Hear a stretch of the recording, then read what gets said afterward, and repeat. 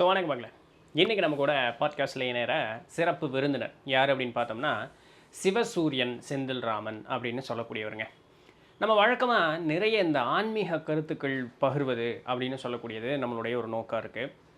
அதை பின்பற்றக்கூடிய மக்களும் உண்டு அப்படின்னு பாருங்களேன்.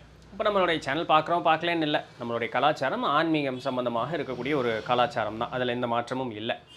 இப்போது அதற்கு ஏதாவது ஒரு களங்கம், ஒரு தீங்கு, ஒரு தீமை யாராவது விளைவிக்கிறாங்க, அதற்கு ஏதாவது ஒரு களங்கமோ தீங்கோ வருது அப்படின்னு சொல்லும் பொழுது, நாம் அது பயங்கரமாக ஒரு வீறு கொண்டு எழுந்து அதை எதிர்த்து போராடி நம்ம பழைய நிலைமை கொண்டு வர்றதுக்கு நிறைய முற்படுறோம். இதற்கு நிறைய அமைப்புகள், அரசியல் முதல் கொண்டு நிறைய துணை நிற்கிதுன்னு பாருங்களேன். இப்படி இருக்கும் பொழுது இந்த ஆன்மீகம் அப்படின்னு சொல்லக்கூடியது வாழணும் அப்படின்னா மனிதர்களாக நாம் இருக்கணும் இல்லைங்களா? நமக்காக தான் இப்படி கோட்பாடுகள் அப்படிங்கிறது எல்லாமே இருக்குது. இப்போ மனிதர்களாகிய நாம் இங்கே வாழணும் அப்படின்னு சொன்னால் நம்ம ஒரு முக்கியமான ஒரு விஷயத்தை கை கொண்டு நிற்கணும். அது மாறிச்சு அப்படின்னு சொன்னால் மனுஷனை விட்டுருங்க, எந்த உயிருமே இங்கே வாழாது. நம்ம அதை கை விட்டுறோம். என்ன? சுற்றுச்சூழல் அப்படின்னு சொல்லக்கூடியது. இப்போ தீபாவளி வந்தது, பட்டாசாக வெடித்து தள்ளுனாங்க. உண்மையாலுமே வெளியே போகவே முடியல. நம்ம விடுற மூச்சு தான், நாம் வெடிக்கக்கூடிய அந்த பட்டாசுனால் அவ்வளவு மாசுபட்டு போய் மூச்சு விட்டோம்னா இந்த இடம்லாம் எரியுது, நெஞ்செல்லாம் அடைக்குது. ஆனால் மக்களுக்கு அது மேலே எந்த கவலையோ கவனமோ இல்லாமல் அவ்வளவு பட்டாசு, அவ்வளவு புகை இல்லைங்களா? அதில் குவாலிட்டி கண்ட்ரோல் நிறைய பிரச்சனைகள் வேறு.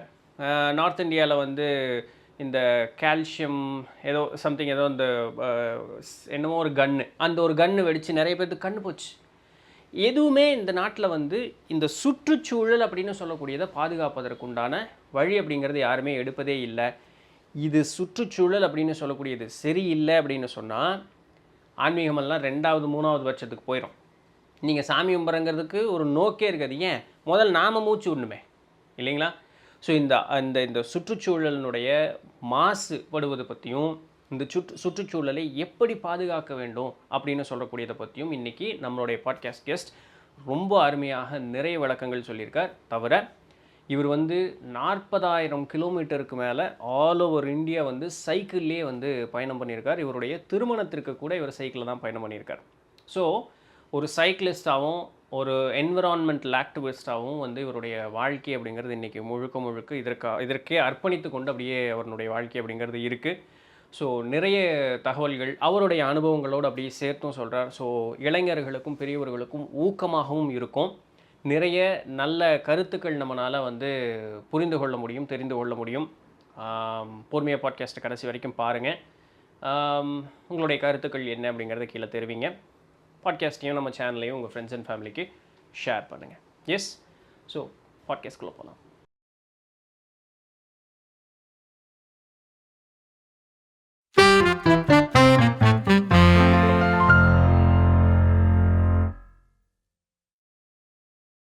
வணக்கங்க. வணக்கங்க. நல்லா இருக்கீங்களா? நல்லா இருக்கேங்க. இன்றைக்கி ஒரு புதுமையான ஒரு பாட்காஸ்ட்டுக்கு உண்டான ஒரு தீம். வழக்கமாக இப்போது மக்கள் பார்க்குறவங்க என்ன ஆன்மீகம் சம்மந்தமாக பேசுகிறவங்க ஜென்ரலான ஒரு டாபிக் பேசுகிறீங்க அப்படின்னு ஆரம்ப நிலையில் நினைக்கலாமா இருக்கும். பட் முன்னாடியே இப்போ நான் சொல்லணும்னு விருப்பப்படுறேன். ஆன்மீகம் அப்படிங்கிறதே சுற்றுச்சூழல் நல்லபடியாக இருக்கும் பொழுது தான் நமக்கு நல்லபடியாக அமையும் அப்படிங்கிறது. ஏன்னா சுவாசிக்கிறதுக்கு நல்ல காற்று இருக்கணும். நம்ம பிராணாயாமம் பண்ணுறோம், மூச்சு பயிற்சி பண்ணுறோம், யோகாசனம் பண்ணுறோன்னா காற்று அப்படிங்கிறது சுத்தமாக இருக்கணும். அந்த காற்று சுத்தமாக இருக்கணும் அப்படிங்கிறதுக்கு மரம் அப்படிங்கிறது ஒரு இன்றியமையாத ஒரு நிலையாக நமக்கு இருக்குது. மனிதன் அந்த இயற்கையோடு சார்ந்து தான் அவனும் வாழ்ந்து கொண்டு இருக்கான். இப்போது இந்த ஒரு நோக்க கையில் எடுத்து இன்றைக்கி உங்களுடைய வாழ்வியலே இதை நோக்கி தான் இருக்குது அப்படிங்கும் பொழுது ஜென்ரலாக நான் எடுத்தோன்னே ஒரு டாபிக்குள்ளே போகாமல் ஒரு பேசிக்காக, ஏன்னா உங்களுடைய ப்ரொஃபைல் நான் படித்தேன். இப்போ நான் தனியாக சொல்லும் பொழுது அது ஏதோ நான் மிகைப்படுத்தி பேசுகிற மாதிரி ஆயிரும். அதனால நான் ஒரு வார்த்தை எப்படி இருந்தாலும் நான் பேச தான் போகிறேன். பட் இருந்தாலும் உங்களை பற்றின ஓரிரு வார்த்தைகள் நீங்கள் சொன்னீங்க அப்படின்னு சொன்னால் மக்களுக்கு ரொம்ப ஒரு ஒரு ஊக்கமாக இருக்கும். அதாவது ஒரு கவர்மெண்ட் ஸ்கூல்லேருந்து படித்து வந்த பையங்க. கஷ்டப்பட்டு தான் நம்ம இன்ஜினியரிங் போகிறோம். கெமிக்கல் இன்ஜினியராக இருந்து கிளைமேட் வாரியராக மாறினது தான் அந்த ஒன்லைனாக சொல்லணுங்க. அப்போது நான் என்னென்னா எனக்கு முன்னாடி தெரியாதுங்க நம்ம இந்த மாதிரிலாம் போகிறோம் அப்படின்னு. பட் ரியலாவே எனக்கு ஒரு திருப்புமுனை அப்படின்னா, இறையன்பு சாரோட புத்தகங்கள் தாங்க. ஓகே. அவரு குறிப்பிட்டது வந்து பார்த்தீங்கன்னா, காலநிலை மாற்றத்த பத்தி ஒரு ஆர்டிக்கிள் வந்து அவரோட புத்தகத்தில வந்து எழுதியிருப்பாருங்க. அப்புறம் மீனங்காடின்னு சொல்லிட்டு கேரளால ஒரு பஞ்சாயத்து வந்து இருக்குங்க. கார்பன் நியூட்ரல் ப்ராஜெக்ட் அப்படின்னு சொல்லிட்டு ஒண்ணுங்க. அது இது ஏதோ புரியாத வார்த்தை மாரி எனக்கு என்னடா இது எழுதியிருக்காரு அப்படின்னு சொல்லிட்டு. அப்புறம் நம்ம என்னங்கன்னா, அ அதுக்குள்ள போய் அது சம்மந்தமான விஷயங்கள் எல்லாம் பார்க்கும்போது எனக்கு இந்த கிளைமேட் சேஞ்ச்னா என்ன? இப்போ நம்ம வீட்ல எல்லாருமே ஜென்ரலா சொல்லிட்டு இருப்பாங்க. அ எல்லா பேரண்ட்ஸுமே உழைக்கிறது எதுக்காக? தான் குழந்தைய வந்து இன்னும் கொஞ்சம் பெட்டரா பண்ணணும். அவங்களோட எதிர்காலத்த வந்து மாத்தணும். எல்லாருமே அப்படிதான் நினைப்பாங்க. நீங்க கவர்ன்மென்ட் பாலிசி எடுத்துக்கோங்க, கார்ப்பரேட் பாலிசி எடுத்துக்கோங்க. எல்லாருமே வந்து ஒரு பெட்டரான விஷயத்த நோக்கி தான் போயிட்டே இருக்கோம். ஆனா எனக்கு அங்க தான் வந்து ஒரு விஷயம் புரிஞ்சுதுங்க. நம்மள பெட்டரான விஷயம்னு சொல்லி இவங்க பண்ணிட்டு இருக்கிற விஷயம் தான் நம்மள வந்து பெரிய ட்ராப்லயே கொண்டு போய் மாட்டியிருக்குது அப்படிங்கிறது எனக்கு புரிஞ்சுதுங்க. அதுக்கு வந்து என்னன்னா, நம்மளுக்கு இந்த பொருளாதாரம் சம்மந்த விஷயங்கள் வந்து நம்மளுக்கு புரியணும். அப்புறம் தான் உங்களுக்கு அது அது என்னங்கிற விஷயமே தெரிஞ்சுக்க முடியுங்க. பட் இதுக்கு வர்றதுக்கு முன்னாடி என்னன்னா, நான் வந்து ஒரு ஃபிட்னஸ் பர்ப்பஸ்க்காக சைக்கிளிங் வந்து ஆரம்பிச்சேங்க. இப்ப சைக்கிளிங் ஆரம்பிக்கும்போது கதிர்வேல் சாமிநாதன் சொல்லிட்டுங்க, பாஸ்ல ஒர்க் பண்றவரு ஒருத்தரு. அவரு வந்து என்னன்னா, எப்பவுமே சைக்கிளிங் பண்ணிட்டு வந்து, இவ்வளோ கார்பன் டை ஆக்சைடு எமிஷன்ஸ் வந்து நான் கண்ட்ரோல் பண்ணியிருக்கேன். அ அது அந்த மாரிலாம் போடுவாருங்க. அதில என்னடா புது டேர்மா இருக்குது அப்படின்னு சொல்லி. அதே மாரி நச்சின்னு ஒருத்தவங்க இருப்பாங்க, நச்சிகேட். ஸோ இதெல்லாம் பார்க்கும்போது எனக்கு வந்து எமிஷன்ஸ் வந்து என்ன? அது வந்து அதுதான் நம்ம வாழ்க்கையே வந்து இதுக்கப்புறம் வந்து தீர்மானிக்க போகுது அப்படிங்கிற அந்த சயன்ஸ் வந்து நம்மளுக்கு தெரியும்போது, அ உங்களுக்குள்ள ஒரு ஃபியர் வந்து வர ஆரம்பிக்குங்க. அப்போ நான் வந்து அப்பதான் நான் தெரிஞ்சேன். நானும் இதுக்கு ஒரு காரணமா இருக்கிறேன் அப்படிங்கிறத என்னால வந்து ரியலைஸ் பண்ணிக்க முடிஞ்சதுங்க. ஸோ அதிலிருந்து நம்ம எப்படி முதல்ல ஒரு பிரச்சனை இருக்குதுன்னு உங்களுக்கு தெரிஞ்சா தான், அதுக்கு சொல்யூஷன் நோக்கி நீங்க சொல்யூஷன் போவீங்க. கண்டுபிடிக்கணும். பிரச்சனை என்னங்கிறது இங்க மக்களுக்கு வந்து தெரியாதுங்க. தெரியும். அப்போ சரி ஓகே நம்ம வந்து இது சும்மா சொன்னா யாரும் கேட்க மாட்டாங்க. அப்ப நம்ம கிட்ட இருக்கிற ஒரே ஆயுதம் நான் சைக்கிளிங் பண்றோம். இத ஏன் வந்து நம்ம எக்ஸ்டெண்ட் பண்ணக்கூடாது? இப்போ ம். 50 கிலோமீட்டர், 100 கிலோமீட்டர் பண்ணா யார் அத வந்து பண்ணுவாங்க? ஓகே. நம்ம வந்து இத ஏன் ஒரு 2000 பார்க்கக்கூடாது? 3000 பார்க்கக்கூடாது? 10,000 இப்படி வந்து பண்ண தான் என்னோட அந்த விஷயத்த மக்களுக்காக கொண்டு போய் சேர்க்கணும்னு நான் பண்ணதுங்க. அப்புறம் தான் அ எனக்கு வந்து இன்னும் அது சம்மந்தமான டீப்பான விஷயங்கள் எல்லாமே புரிய ஆரம்பிச்சு, அப்புறம் இப்ப ஜாப் எல்லாம் குவைட் பண்ணி இப்போ கிளைமேட் வாரியரா உள்ளுக்குள்ள வந்ததுக்கான காரணம் அதாங்க. மரம்ங்கிறது சும்மா சாதாரண விஷயம் இல்ல. இப்ப நீங்க ஆல்ரெடி இதிலேயே சொல்லியிருந்தீங்க. அதுக்குள்ள நம்ம உள்ள டீப்பா போறதுக்கு முன்னாடி ஒரு ஓவராலா ஒரு லைன் சொல்லணும் அப்டின்னா, இதுவரைக்கும் ஒரு 40,000 கிலோமீட்டர் வந்து சோலோ சைக்கிளிங் பண்ணியிருக்கேங்க. ம். அதுல என்னோட மேரேஜ்க்கு நான் போயிட்டு வந்தது 1. அது இல்லாம காஷ்மீர் டூ கன்னியாகுமரி வந்து 2 வாட்டி பண்ணியிருக்கேங்க. அப்புறம் லாஸ்ட் இயர் வந்து பார்த்தீங்கன்னா, ஒரு 11,054 கிலோமீட்டருங்க. காஷ்மீர் டூ கன்னியாகுமரி, தென் கன்னியாகுமரி டூ லே லடாக். ம். இந்தியாவையே வந்து ஃபுல்லா ஒரு மேப்ல பண்ணதுங்க. அப்போ அ இப்போ ஆன்மீகம் நீங்க சொல்றனால நானு இந்த பாயிண்ட்ட சொன்னா ரொம்ப இதா இருக்கும்னு நெனைக்கிறேங்க. ஆ இப்போ விவேகானந்தரா இருக்கலாம், மகாத்மா காந்திஜி இருக்கலாங்க. ஆ இந்தியாவ வந்து ஒன்றிணைச்சதுல இவங்களோட பங்கு வந்து மிக முக்கியமான ஒரு பங்குங்க. இவங்க 2 பேத்துக்கிட்டயுமே ஒரு யூனிக்னெஸ் வந்து இருக்குங்க. அதாவது நான் சைக்கிள்ல 40,000 கிலோமீட்டர் பண்ணத நம்ம பெருசுன்னு நெனைச்சுட்டு இருக்கிறோம்னா, இந்த காலத்தில எனக்கு ஒரு 100 இயர்ஸ்க்கு முன்னாடி நியர்லி ஒரு 120 இயர்ஸ் பேக் விவேகானந்தர் வெறுங்காலால இந்தியா முழுவதும் டிராவல் பண்ணியிருக்காரு. ம். அப்போ அதில கிடைச்ச அனுபவம், அதே மாரி மகாத்மா காந்தி வந்து அங்க அ சவுத் ஆப்பிரிக்காலேருந்து இந்தியால வரும்போதுங்க, கோபாலகிருஷ்ண கோகலே தான் வந்து அவருக்கு ஒரு மென்டார் மாரிங்க. அவரு சொன்ன ஒரே வார்த்தை, "நீ ஃபர்ஸ்ட்டு வந்து இந்தியா முழுவதும் சுத்து. எத பத்தியும் நீ பேச வேண்டாம். ஃபர்ஸ்ட்டு போயி இதெல்லாம் பாருங்க. அப்பதான் உங்களுக்கு வந்து என்ன நடக்குதுன்னு தெரியுது" அப்டின்னாங்க. ஸோ, அத வந்து நான் இந்தியா ஃபுல்லா இப்ப டிராவல் பண்ணிட்டு வந்து இங்க பார்க்கும்போது, அது எவ்ளோ உண்ம. ஆ நம்மளுக்கு வந்து நம்ம எந்த விஷயத்துக்கெல்லாம் கிரேட்ஃபுல்லா இருக்கணும், அப்படிங்கிறது நெறைய விஷயங்கள் வந்து எனக்கு தெரிய ஆரம்பிச்சதுங்க. ஸோ, அந்த ஜர்னி வந்து எனக்கு இப்போ என்ன வந்து ரொம்ப பீஸ்ஃபுல் ஆக்கிடுச்சு. ம். நான் இன்னும் என் சமூகத்துக்காக நான் என்ன செய்யணும், அப்படிங்கிறத நோக்கி என்ன வந்து அது ட்ரிவன் பண்ணுது. ஸோ, அதில மேஜர் ரோல் வந்து வாசிப்பு, ம். நம்மளோட உடற்பயிற்சி. ம். அது எதா இருந்தாலுமே வந்து ஒரு நூல் வாசிப்பு அப்படிங்கிறது ரொம்ப ஒரு முக்கியமான ஒரு பங்கு வகிக்குது இல்லைங்க. ஏன்னா, இப்ப நான் வந்து இன்டர்நெட்ல நெறையா விஷயம் இப்போ ரொம்ப ரீசென்ட்டா பார்க்கும்பொழுது, நம்ம வெளிய ட்ராவல் அப்படிங்கிறதுமே சும்மா ஒரு ஃபன்னு, ஒரு என்ஜாய்மென்ட் அப்படிங்கிற மாதிரி தான் நெறைய பேர் அதில விருப்பப்படுறாங்க. அந்த சுற்றுச்சூழல அவர்கள் கவனிப்பதில்ல. நம்ம எந்த இடத்துக்கு போறோம், அங்க சுத்தி என்ன இருக்குதுங்கிறது கூட நம்ம கவனிக்காம, ஒரு இடத்துக்கு போறோம், அங்கருந்து நம்ம திரும்ப வரோம். நான் அங்க போனேன், ஃபன், என்ஜாய்மென்ட் இவ்வளோ மட்டும் தான் கவனத்தில இருக்கு அப்படிங்கும் பொழுது இப்படி தான் இன்னைக்கு சூழல் போய் இது ஒரு பார்ட். இன்னொரு பார்ட் பார்த்தீங்கன்னா, ஃபுல்லா மொபைல், கம்ப்யூட்டர் இப்படியே ஒரு பார்ட் இருக்கு. ஆனா, இப்ப ரீசென்ட்டா அப்படியே கொஞ்சம் கொஞ்சமா, கொஞ்சம் கொஞ்சமா அப்படியே ஒரு மாற்றம் வர ஆரம்பிக்குது. என்னன்னா, நூல் வாசிங்க நெறைய பேர் அப்படின்னு நெறைய பேர் சொல்ல ஆரம்பிக்கிறாங்க. இந்த நூல் வாசிப்பு அப்படின்னு சொல்லக்கூடிய அந்த ஒரே ஒரு விஷயம், உங்களுடைய வாழ்க்கையில பெரிய ஒரு மாற்றத்த உண்டு பண்ணுச்சுன்னு நீங்க என்கிட்ட பேசும்போது சொன்னீங்க. அத பத்தி கொஞ்சம் சொல்ல முடியும். ஏன்னா, இது இன்னும் வரக்கூடிய இளைய தலைமுறைக்கு வந்து இது ஊக்கமா இருக்கணும் அப்படிங்கிற ஒரு காரணத்துக்காக கேட்கிறேன். அதாவதுங்க இப்போ படிக்கிறது அந்த சென்ஸுங்கிறது ஸ்கூல் புக்ஸு, காலேஜ் புக்ஸ்ல இல்லைங்க. நான் ஜென்ரலா வந்து புக்ஸ் எடுத்தோம்னா நமக்கு தூக்கம் தள்ளுங்க. காலேஜ்லலாம் நம்ம அந்த மாரி ஒரு ஆள் தான். கிளாஸ் லாஸ்ட் டெஸ்க்குங்க. ஒ ஒரு டிசிப்ளின்னா நம்மளுக்கு என்னன்னே தெரியாதுங்க. அந்த மாரி இருந்த ஒரு பெர்சன் தாங்க. பட் என்னன்னா, அ நான் வந்து ஒரு காலேஜ் முடிச்சுட்டு வரும்போது ஒரு ஃபெயிலியர் வந்து லைஃப்ல பார்க்குறேங்க. அதுவரைக்கும் நான் அந்த மாரி ஃபெயிலியர் பார்த்ததில்ல. அத லவ் ஃபெயிலியர் நான் கூட சொல்லலாங்க. அது உண்மைய சொல்லலாம். அது ம். அது ஒண்ணும் தப்பு இல்லைங்க. பட் அந்த ஃபெயிலியர் வந்து என்னன்னா, அப்போ வந்து பல காயங்கள ஏற்படுத்துச்சுங்க. ஆனா, அப்ப தான் நான் வந்து இந்த ஃபிட்னஸ் ஜர்னிக்குள்ள வந்து நான் உள்ள என்டர் ஆகுறேங்க. அப்புறம் பட் அது லாங் டைம்ல நெனச்சு பார்க்கும்போது, அந்த ஃபெயிலியர் தான் வந்து நம்மள இவ்வளோ தூரம் இங்க கொண்டு ட்ரிவன் வந்து பண்ணியிருக்குன்னு தெரியுது. அந்த ஃபெயிலியர் ஆகும்போதுங்க, கரெக்ட்டா நான் வந்து இன்ஜினியரிங் முடிக்கிறேன். முடிச்சு நான் வந்து அடுத்த அந்த இதுக்குள்ள ஃபேஸ்க்குள்ள போறேங்க. இங்கிருந்து அதான் நான் சொன்னேன் பாருங்க. மகாத்மா காந்தி எப்படி கனெக்ட் ஆகுறாருன்னா, நான் அவர பத்தி படிக்காத வரைக்கும் நானும் அவர் வந்து தப்புன்னு சொல்லிட்டு இருந்த ஆளுங்க. ம். அ ய ஏன்னா எனக்கு வந்து என்னன்னா, பகத்சிங்க தூக்குல போட்டது இந்த மாரி விஷயங்கள் தான் வந்து ஞாபகத்து இருந்ததுங்க. அவர பத்தி எனக்கு தெரிஞ்ச விஷயம் அவ்வளோதான். அப்புறம் அ நான் வந்து நம்ம விஜயா பதிப்பகம் கோயம்புத்தூர்ல இருக்குங்க. ம். நான் வந்து இது எல்லாம் இன்ஸ்டன்ட்டா நடக்குதுங்க. நான் வந்து உள்ளுக்குள்ள போறேன். விஜயா பதிப்பகத்துல என்ட்ரி ஆகுறேன். நான் புக்கெல்லாம் பார்த்துட்டு இருக்கிறேன். அப்போ ஒரு ஐயா வராரு. அவரு தான் அதோட நிறுவனர் வேலாயுதம் ஐயாங்கிறது எனக்கு தெரியாதுங்க. நான் இருக்கேன். அப்ப அவரு தான் வந்து எனக்கு என்னன்னா, இறையன்பு சாரோட புத்தகங்கள வந்து குடுத்து அறிமுகப்படுத்தி ம். வைக்கிறாருங்க. அப்புறம் நான் இங்கிருந்து குஜராத் போயாச்சுங்க. அப்புறம் அவரே இங்கிருந்து எனக்கு புத்தகம்லாம் இலவசமாவே அனுப்பிச்சு விடுவாருங்க. ம். படி தம்பி அப்படின்னு சொல்லி. ஸோ அந்த இதுல தான் குஜராத் வந்து வேலைக்காக போறீங்க. நான் கெமிக்கல் இன்ஜினியரிங் முடிச்சுட்டுங்க. ஓகே. ஜாப்ல அங்க அங்க இருக்கேன் நானு. ஓகே. ஓகே. அப்ப அங்க போறேன். அப்புறம் அப்பதான் ஃபிட்னஸ் ஜர்னி வந்து ஸ்டார்ட் ஆகுது. அப்ப என்னன்னா, ஜஸ்ட் ஒரு 10 மினிட்ஸ் மட்டும் படிப்பேங்க.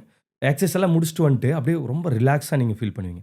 ஏன்னா, உங்க எனர்ஜி டவுன் ஆகும்போது உங்களால உட்காரவே முடியுங்க படிக்கிறதுக்கு. நெறைய பேர் என்ன நெனச்சுட்டு இருக்கிறாங்கன்னா, ஒரு நல்ல எந்தூசியாஸ்டிக்கா இருக்கிற ஒரு ஸ்டூடண்ட் வந்து டக்குனு உட்காந்து படிங்கன்னா முடியாதுங்க. முடியாது. அவங்களுக்கு அதனால தான் பாரதியார் வந்து சொல்லியிருக்காரு, "ஓடி விளையாடு பாப்பா. ம். மாலையில வந்து நீங்க விளையாடணும். ம். விளையாண்டு முடிச்சதுக்கு அப்புறம் தான் படிப்புன்னு" அவர் படிக்கணும். ஏன் சொல்றாருன்னா, இதுதான் அதுக்கு பின்னாடி உள்ள விஷயம்.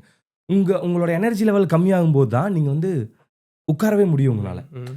அப்போ அந்த புத்தக வாசிப்ப நான் அப்படியே ஆட் பண்றேங்க. அந்த புத்தக வாசிப்பு வந்து என்ன பண்ணுதுன்னா, உங்களோட வாழ்க்கைய நான் வாழாமயே, ம். இப்போ நீங்க உங்களோட வாழ்க்கையில இருக்கிற அத்தன சாராம்சத்தையும் வந்து என்னால ஒரு புத்தகம் படிக்கும் மூலமா என்னால எடுத்துக்க முடியுதுங்க. ம். அப்போ நான் அந்த அனுபவத்த நான் சம்பாரிக்கணுங்கிற அவசியம் இல்ல. நான் படிச்சாலே போதுமில்லங்க. கரெக்ட். கரெக்ட். அப்போ அதுதான் விஷயங்க. அது ஒருத்தரோட வாழ்க்கை வரலாற வந்து எடுத்து படிக்கும்போது அப்படிதான் இருக்குங்க. அப்படிதான் நான் காந்திய படிச்சேங்க. நேதாஜி இந்த மாரி அப்புறம் வேலுப்பிள்ளை பிரபாகர் இந்த மாரி எல்லா விஷயங்களுமே அப்படிதான் படிச்சேன். படிக்கும்போது என்னன்னா உங்களுக்கு ஆ இந்த வெளிய இருக்கிற இந்த எக்ஸ்டர்னல் ஃபோர்ஸ் இதெல்லாம் வந்து உங்கள எதுவும் பண்ணாம, டிஸ்ட்ராக்ஷன்ஸ் எதுவும் இருக்கா? எது இருக்காம, ஆ ஒரு ஃபர்ஸ்ட்டு வந்து ஒரு கஷ்டப்பட்டு படிச்ச ஒரு விஷயம் அப்புறம் இஷ்டப்பட்டா ம். மாறுது. மாறு. அதுக்கு நான் என்னன்னா தௌசண்ட்ஸ் ஆஃப் புக்ஸ் படிச்சேன் அப்படிங்கிறது இல்லைங்க. நீங்க 10 புத்தகத்த படிச்சாலும் அது இம்ப்ளிமென்டேஷனுக்கு நீங்க வர்றதுங்கிறது தான் முக்கியம். கரெக்ட். கரெக்ட். புத்தக வாசிப்பு. அந்த வாசிப்பு வந்து உங்கள என்ன பண்ணுங்கிறது தான் அடுத்தது நான் வந்து எப்படி அதுக்குள்ளலாம் வந்தேன் அப்படிங்கிறத நம்ம ம். ஃபர்தரா நான் சொல்றேங்க. இப்ப நீங்க சைக்கிளிஸ்ட் அப்படிங்கிறது உங்களுடைய ஒரு ஃபிட்னஸ் ஜேர்னியா ஸ்டார்ட் பண்ணி, இன்னைக்கு அது உங்களுடைய ஒரு ட்ரேட்மார்க் மாதிரியே கொண்டு வந்து நிறுத்தியிருக்கீங்க. அது கூட வந்து ஒரு கிளைமேட் வாரியர் அப்படின்னு சொல்லக்கூடிய, இயற்கையை வந்து நம்ம மீட்டெடுக்கணுங்கக்கூடிய ஒரு பணியில நீங்க வந்திருக்கீங்க. எப்படி இது 2ம் மிக்ஸ் ஆச்சு? இப்ப இந்த சைக்கிள்லேயே வந்து நாடு முழுக்க ஒரு சைக்கிள் போயிட்டு ஒரு ரவுண்ட் போயிட்டு வந்தேன்னு சொன்னீங்களே, என்ன பார்த்தீங்க? எது வந்து உங்களுக்கு இப்படி ஒரு தாக்கத்த, இப்ப நம்ம ஊருக்குள்ள இந்த ஒரு மாற்றத்த கொண்டு வரணும் அப்படின்னு சொல்லக்கூடிய இந்த நிகழ்வுகள்லாம் எப்படி நடந்தது? இப்போங்க கிள கிளைமேட் சேஞ்சுங்கிறதே வந்து என்னன்னா, ரொம்ப எளிமையா சொல்லணும்னா, ஆ இப்போ கார்பன் டை ஆக்சைடு இப்போ நம்ம என்னன்னா எல்லாமே நேச்சுரல் ப்ராசஸ். இது சயன்ஸ் தாங்க. ஒரு ஜஸ்ட் ஒரு 1 மினிட்ல சொல்லிடலாம். இப்போ சூரிய ஒளி மேலருந்து இங்க கீழ வருது. அது ரிஃப்ளெக்ட் ஆயி திருப்பியும் மேலேயே ஸ்பேஸ்க்கே போகுங்க. இதான் விஷயம். இங்க என்ன ஆயிடுச்சு அப்டின்னா, நம்ம வந்து நவீன அந்த 18த் செஞ்சுரிக்கு அப்புறம் நடந்த ரெவல்யூஷனால நெறைய இண்டஸ்ட்ரீஸ் எல்லாமே வந்து என்ன ஆயிடுச்சுன்னா, கார்பன் எமிஷன்ஸ் ஜாஸ்தி ஆகுது. இது என்ன பண்ணிருதுன்னா, பேஸ்ட் இருக்குல்லங்க. அ. பேஸ்ட் மாரி நம்ம பூமிக்கு மேல நம்ம ஒரு 4 லேயர் இருக்கும். 4 லேயருக்கு மேல வந்து பார்த்தீங்கன்னா, இது வந்து ஒரு ட்ராப் மாரி இது வந்து அப்டியே பண்ணிருதுங்க. அப்ப இது என்ன ஆகுதுன்னா, மேலருந்து வர சூரிய ஒளி படுது அப்டின்னா, இது பட்டு ரிஃப்ளெக்ட் ஆயி வெளிய போகணும்லங்க. அது போகல. ஏன்னா, அது வந்து எல்லாமே உங்கள அப்சர்வ் பண்ணுது. அப்சர்வ். அப்ப என்ன ஆகுது அப்டின்னா, பூமியோட நார்மல் டெம்பரேச்சர்லேருந்து அது வந்து ரைஸ் ஆயி வருது. அப்ப இது என்ன ஆகுது அப்டின்னா, மொத்த பேட்டர்னையே வந்து சரி. மாத்துது. இதுதான் வந்து கிளைமேட் சேஞ்சுங்க. இயற்கையா நடந்த ப்ராசஸ மனிதர்களோட நடவடிக்கையால செயற்கையா மாறி அது நடந்தது தான் இந்த கிளைமேட் சேஞ்ச் விஷயம். அப்ப இதுக்கும் சைக்கிளிங்க்கும் இதுக்கும் என்ன சம்மந்தம் அப்டின்னா, இப்போ ஜென்ரலா வந்து கார்பன் டை ஆக்சைடு எமிஷன்ஸ் ஜாஸ்தி வருது பெட்ரோல், டீசல்லிங்க. அ அப்போ அது இல்லாமல் நம்ம இருக்க முடியுமானா முடியும் தாங்க. பட் ஆனால் நம்ம என்ன சொல்கிறோன்னா அதுக்கு தகுந்த மாதிரி இப்போ நிறையா க்ரீன் எனர்ஜி அதை நோக்கி தான் வந்து எல்லாமே போகுது. எலக்ட்ரிக் வெஹிக்கிள் எல்லாமே வருது. சோலார் எனர்ஜி நோக்கி போகிறோம்னா அதுக்கு காரணம் வந்து அதுதாங்க, வேறு எதுவும் இல்லை. இப்போ இருக்கிற பெட்ரோல் டீசல் நீங்கள் யூஸ் பண்ணீங்கனாலே இப்போ ஆல்ரெடி பண்ணதே நம்மளுக்கு எவ்வளோ விளைவு கொடுத்துருக்கு. இன்னும் எக்ஸஸாக நம்மக்கிட்ட இருக்கிறத நம்ம யூட்டிலைஸ் பண்ணோம்னா நம்ம இந்த வேர்ல்டு வந்து பார்க்க முடியாதுங்க. அதான் உண்மை. இப்போ நீங்கள் ஏதாவது ஒரு விஷயத்தை யாராவது கிட்ட சொல்கிறீங்கன்னா, தம்பி சயின்டிஃபிக்காக சொல்லு, ம். அறிவியலாக சொல்லு. இப்போ நீங்கள் ஒரு விஷயத்தை வந்து நம்ம ஆன்மீக ரீதியாக சொன்னோம், என்ன நம்பிக்கை, ம். நீங்கள் கடவுளை பார்க்குறீங்களா, எல்லாம் இத்தனை கேள்வி கேட்பாங்க. அப்போ எல்லாமே எந்த இடத்துல போய் நிற்கிது, கடைசியில் நீங்கள் சயின்டிஃபிக்காக என்ன ப்ரூவ் பண்ணுறீங்கன்னு நிற்கும். வேர்ல்டில் இருக்க அத்தனை சயின்டிஸ்ட்டுமே சொல்கிற விஷயங்க. இந்த வேர்ல்டு வந்து பார்த்தீங்கன்னா இது இப்படியே போயிட்டு இருந்ததுன்னா இன்னும் அடுத்த 10 to 15 இயர்ஸ்க்குள்ளே நம்ம இன்னும் பிரம்மாண்டமாக பல விஷயங்கள் வந்து பார்க்க போகிறோம் அப்படிங்கிறது வந்து சொல்லுதுங்க. அதாவது மோசமான வழியில். மோசமான வழியில். அப்போ அதாவது எப்படின்னா, இப்போ நம்ம அந்த இயற்கை பேரிடர்ன்னு சொல்கிறாங்க. அது இயற்கை பேரிடரே கிடையாது. அது ஒரு மேன்மேட் டிசாஸ்டர் தான். இப்போ என்னன்னா, நான் ஒரு சிம்பிளாக சொல்லணும்னா, ஒரு குழந்தை வந்து இருக்குது. குழந்தை வந்து விளையாடும். அந்த குழந்தை வந்து எல்லாமே பண்ணும்போது, இப்போ அந்த குழந்தை வந்து ஒரு லெவலுக்கு மேலே வந்து அந்த வேலையை செய்யும்போது, அம்மா வந்து ஒரு அடி அடிச்சு இருங்கன்னு சொல்லும். இப்போ அது என்ன சொல்லுதுன்னா, நீங்கள் வந்து அம்மாங்கிறத நான் பூமி தாயாக சொல்கிறேன். அது வந்து ஒரு தாய்.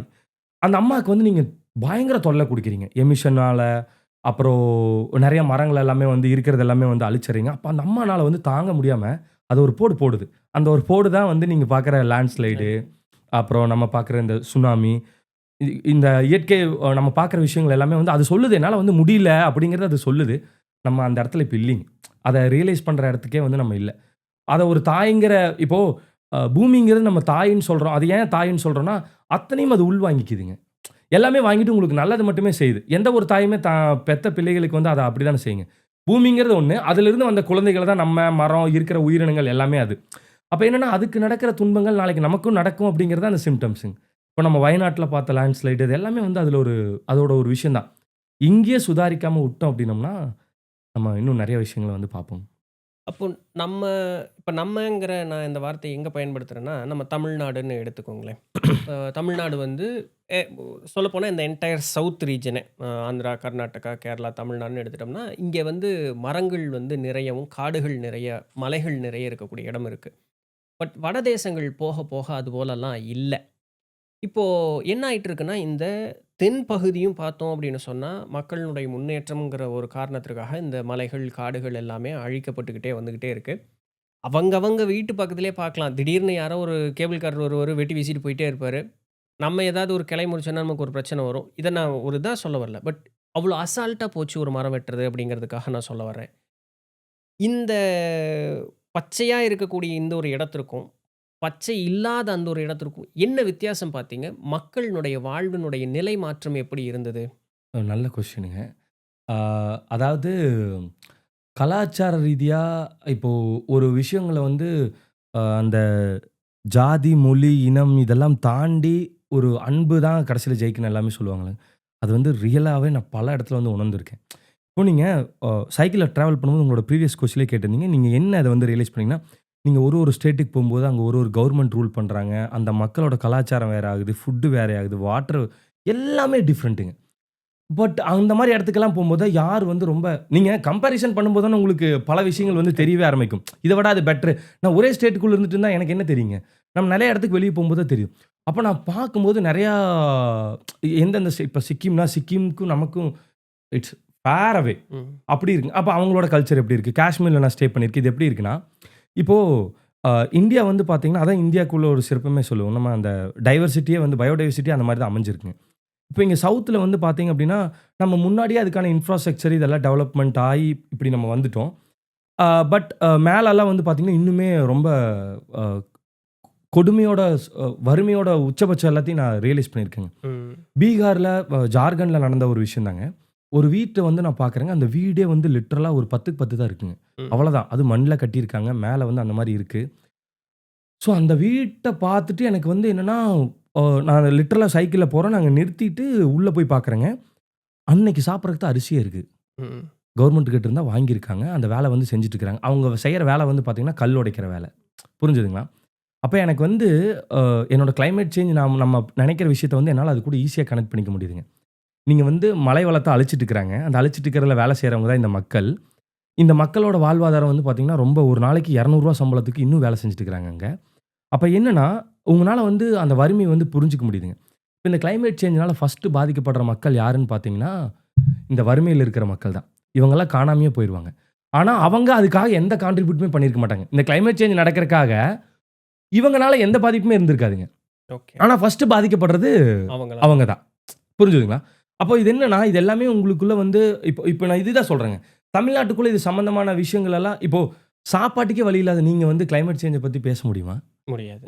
சாப்பாட்டே இல்லாதவங்க கிட்ட போய் நீங்க படிப்ப சொல்லி என்ன பிரயோஜனங்க? அர்த்தமே இப்ப இல்ல. அந்த ரீஜன் எல்லாம் வந்து இப்போ யூபில, பீகார்ல, ஜார்க்கண்ட்லலாம் வீடு பார்க்கும்போதுங்க, நெறைய வீடு வெறும் செங்கல் மட்டும் தான் கட்டியிருப்பாங்க.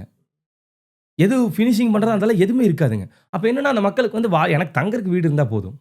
புரிஞ்சுதுங்களா? ம். இப்படி இருக்கிற மக்கள்லாம் வந்து பண்ண முடியாதுங்க. அப்ப இது என்ன ஆகும்னா, இது எல்லாமே வந்து பார்த்தீங்கன்னா, அந்த பொருளாதாரம் சார்ந்த விஷயங்கள் தாங்க.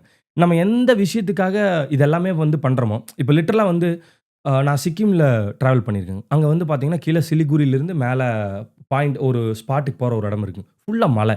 நீங்க மலைய அழிச்சுட்டு அங்க வந்து ட்ரெயின் பாதைகள் எல்லாமே போட்டுருக்கிறீங்க. ம். எதுக்காக? பார்டர்ல இருந்து நம்மளுக்கு எந்த இன்ஃபோர்ஸும் வந்துறக்கூடாதுன்னு நம்ம மக்கள பாதுகாக்கிறதுக்காக பண்றீங்க. நீங்க பண்ற இந்த செயலே அங்க உள்ள மக்கள வந்து ஸ்பாயில் பண்ணிடுது. Spoil பண்ணி. லேண்ட்ஸ்லைடு எவ்ளோ லேண்ட்ஸ்லைடு நடக்குதுங்க. அப்ப இதுக்கெல்லாம் காரணம் என்ன? நான் சொன்னது உங்களுக்கு புரிஞ்சுதுங்களா? ம். அப்ப என்னன்னா, இது வந்து நீங்க மேல இருந்து பார்க்கும்போது தான் உங்களுக்கு ட்ரிவன் பண்ணும்போது தான் உங்களுக்கு வந்து கிளியரா புரியும்.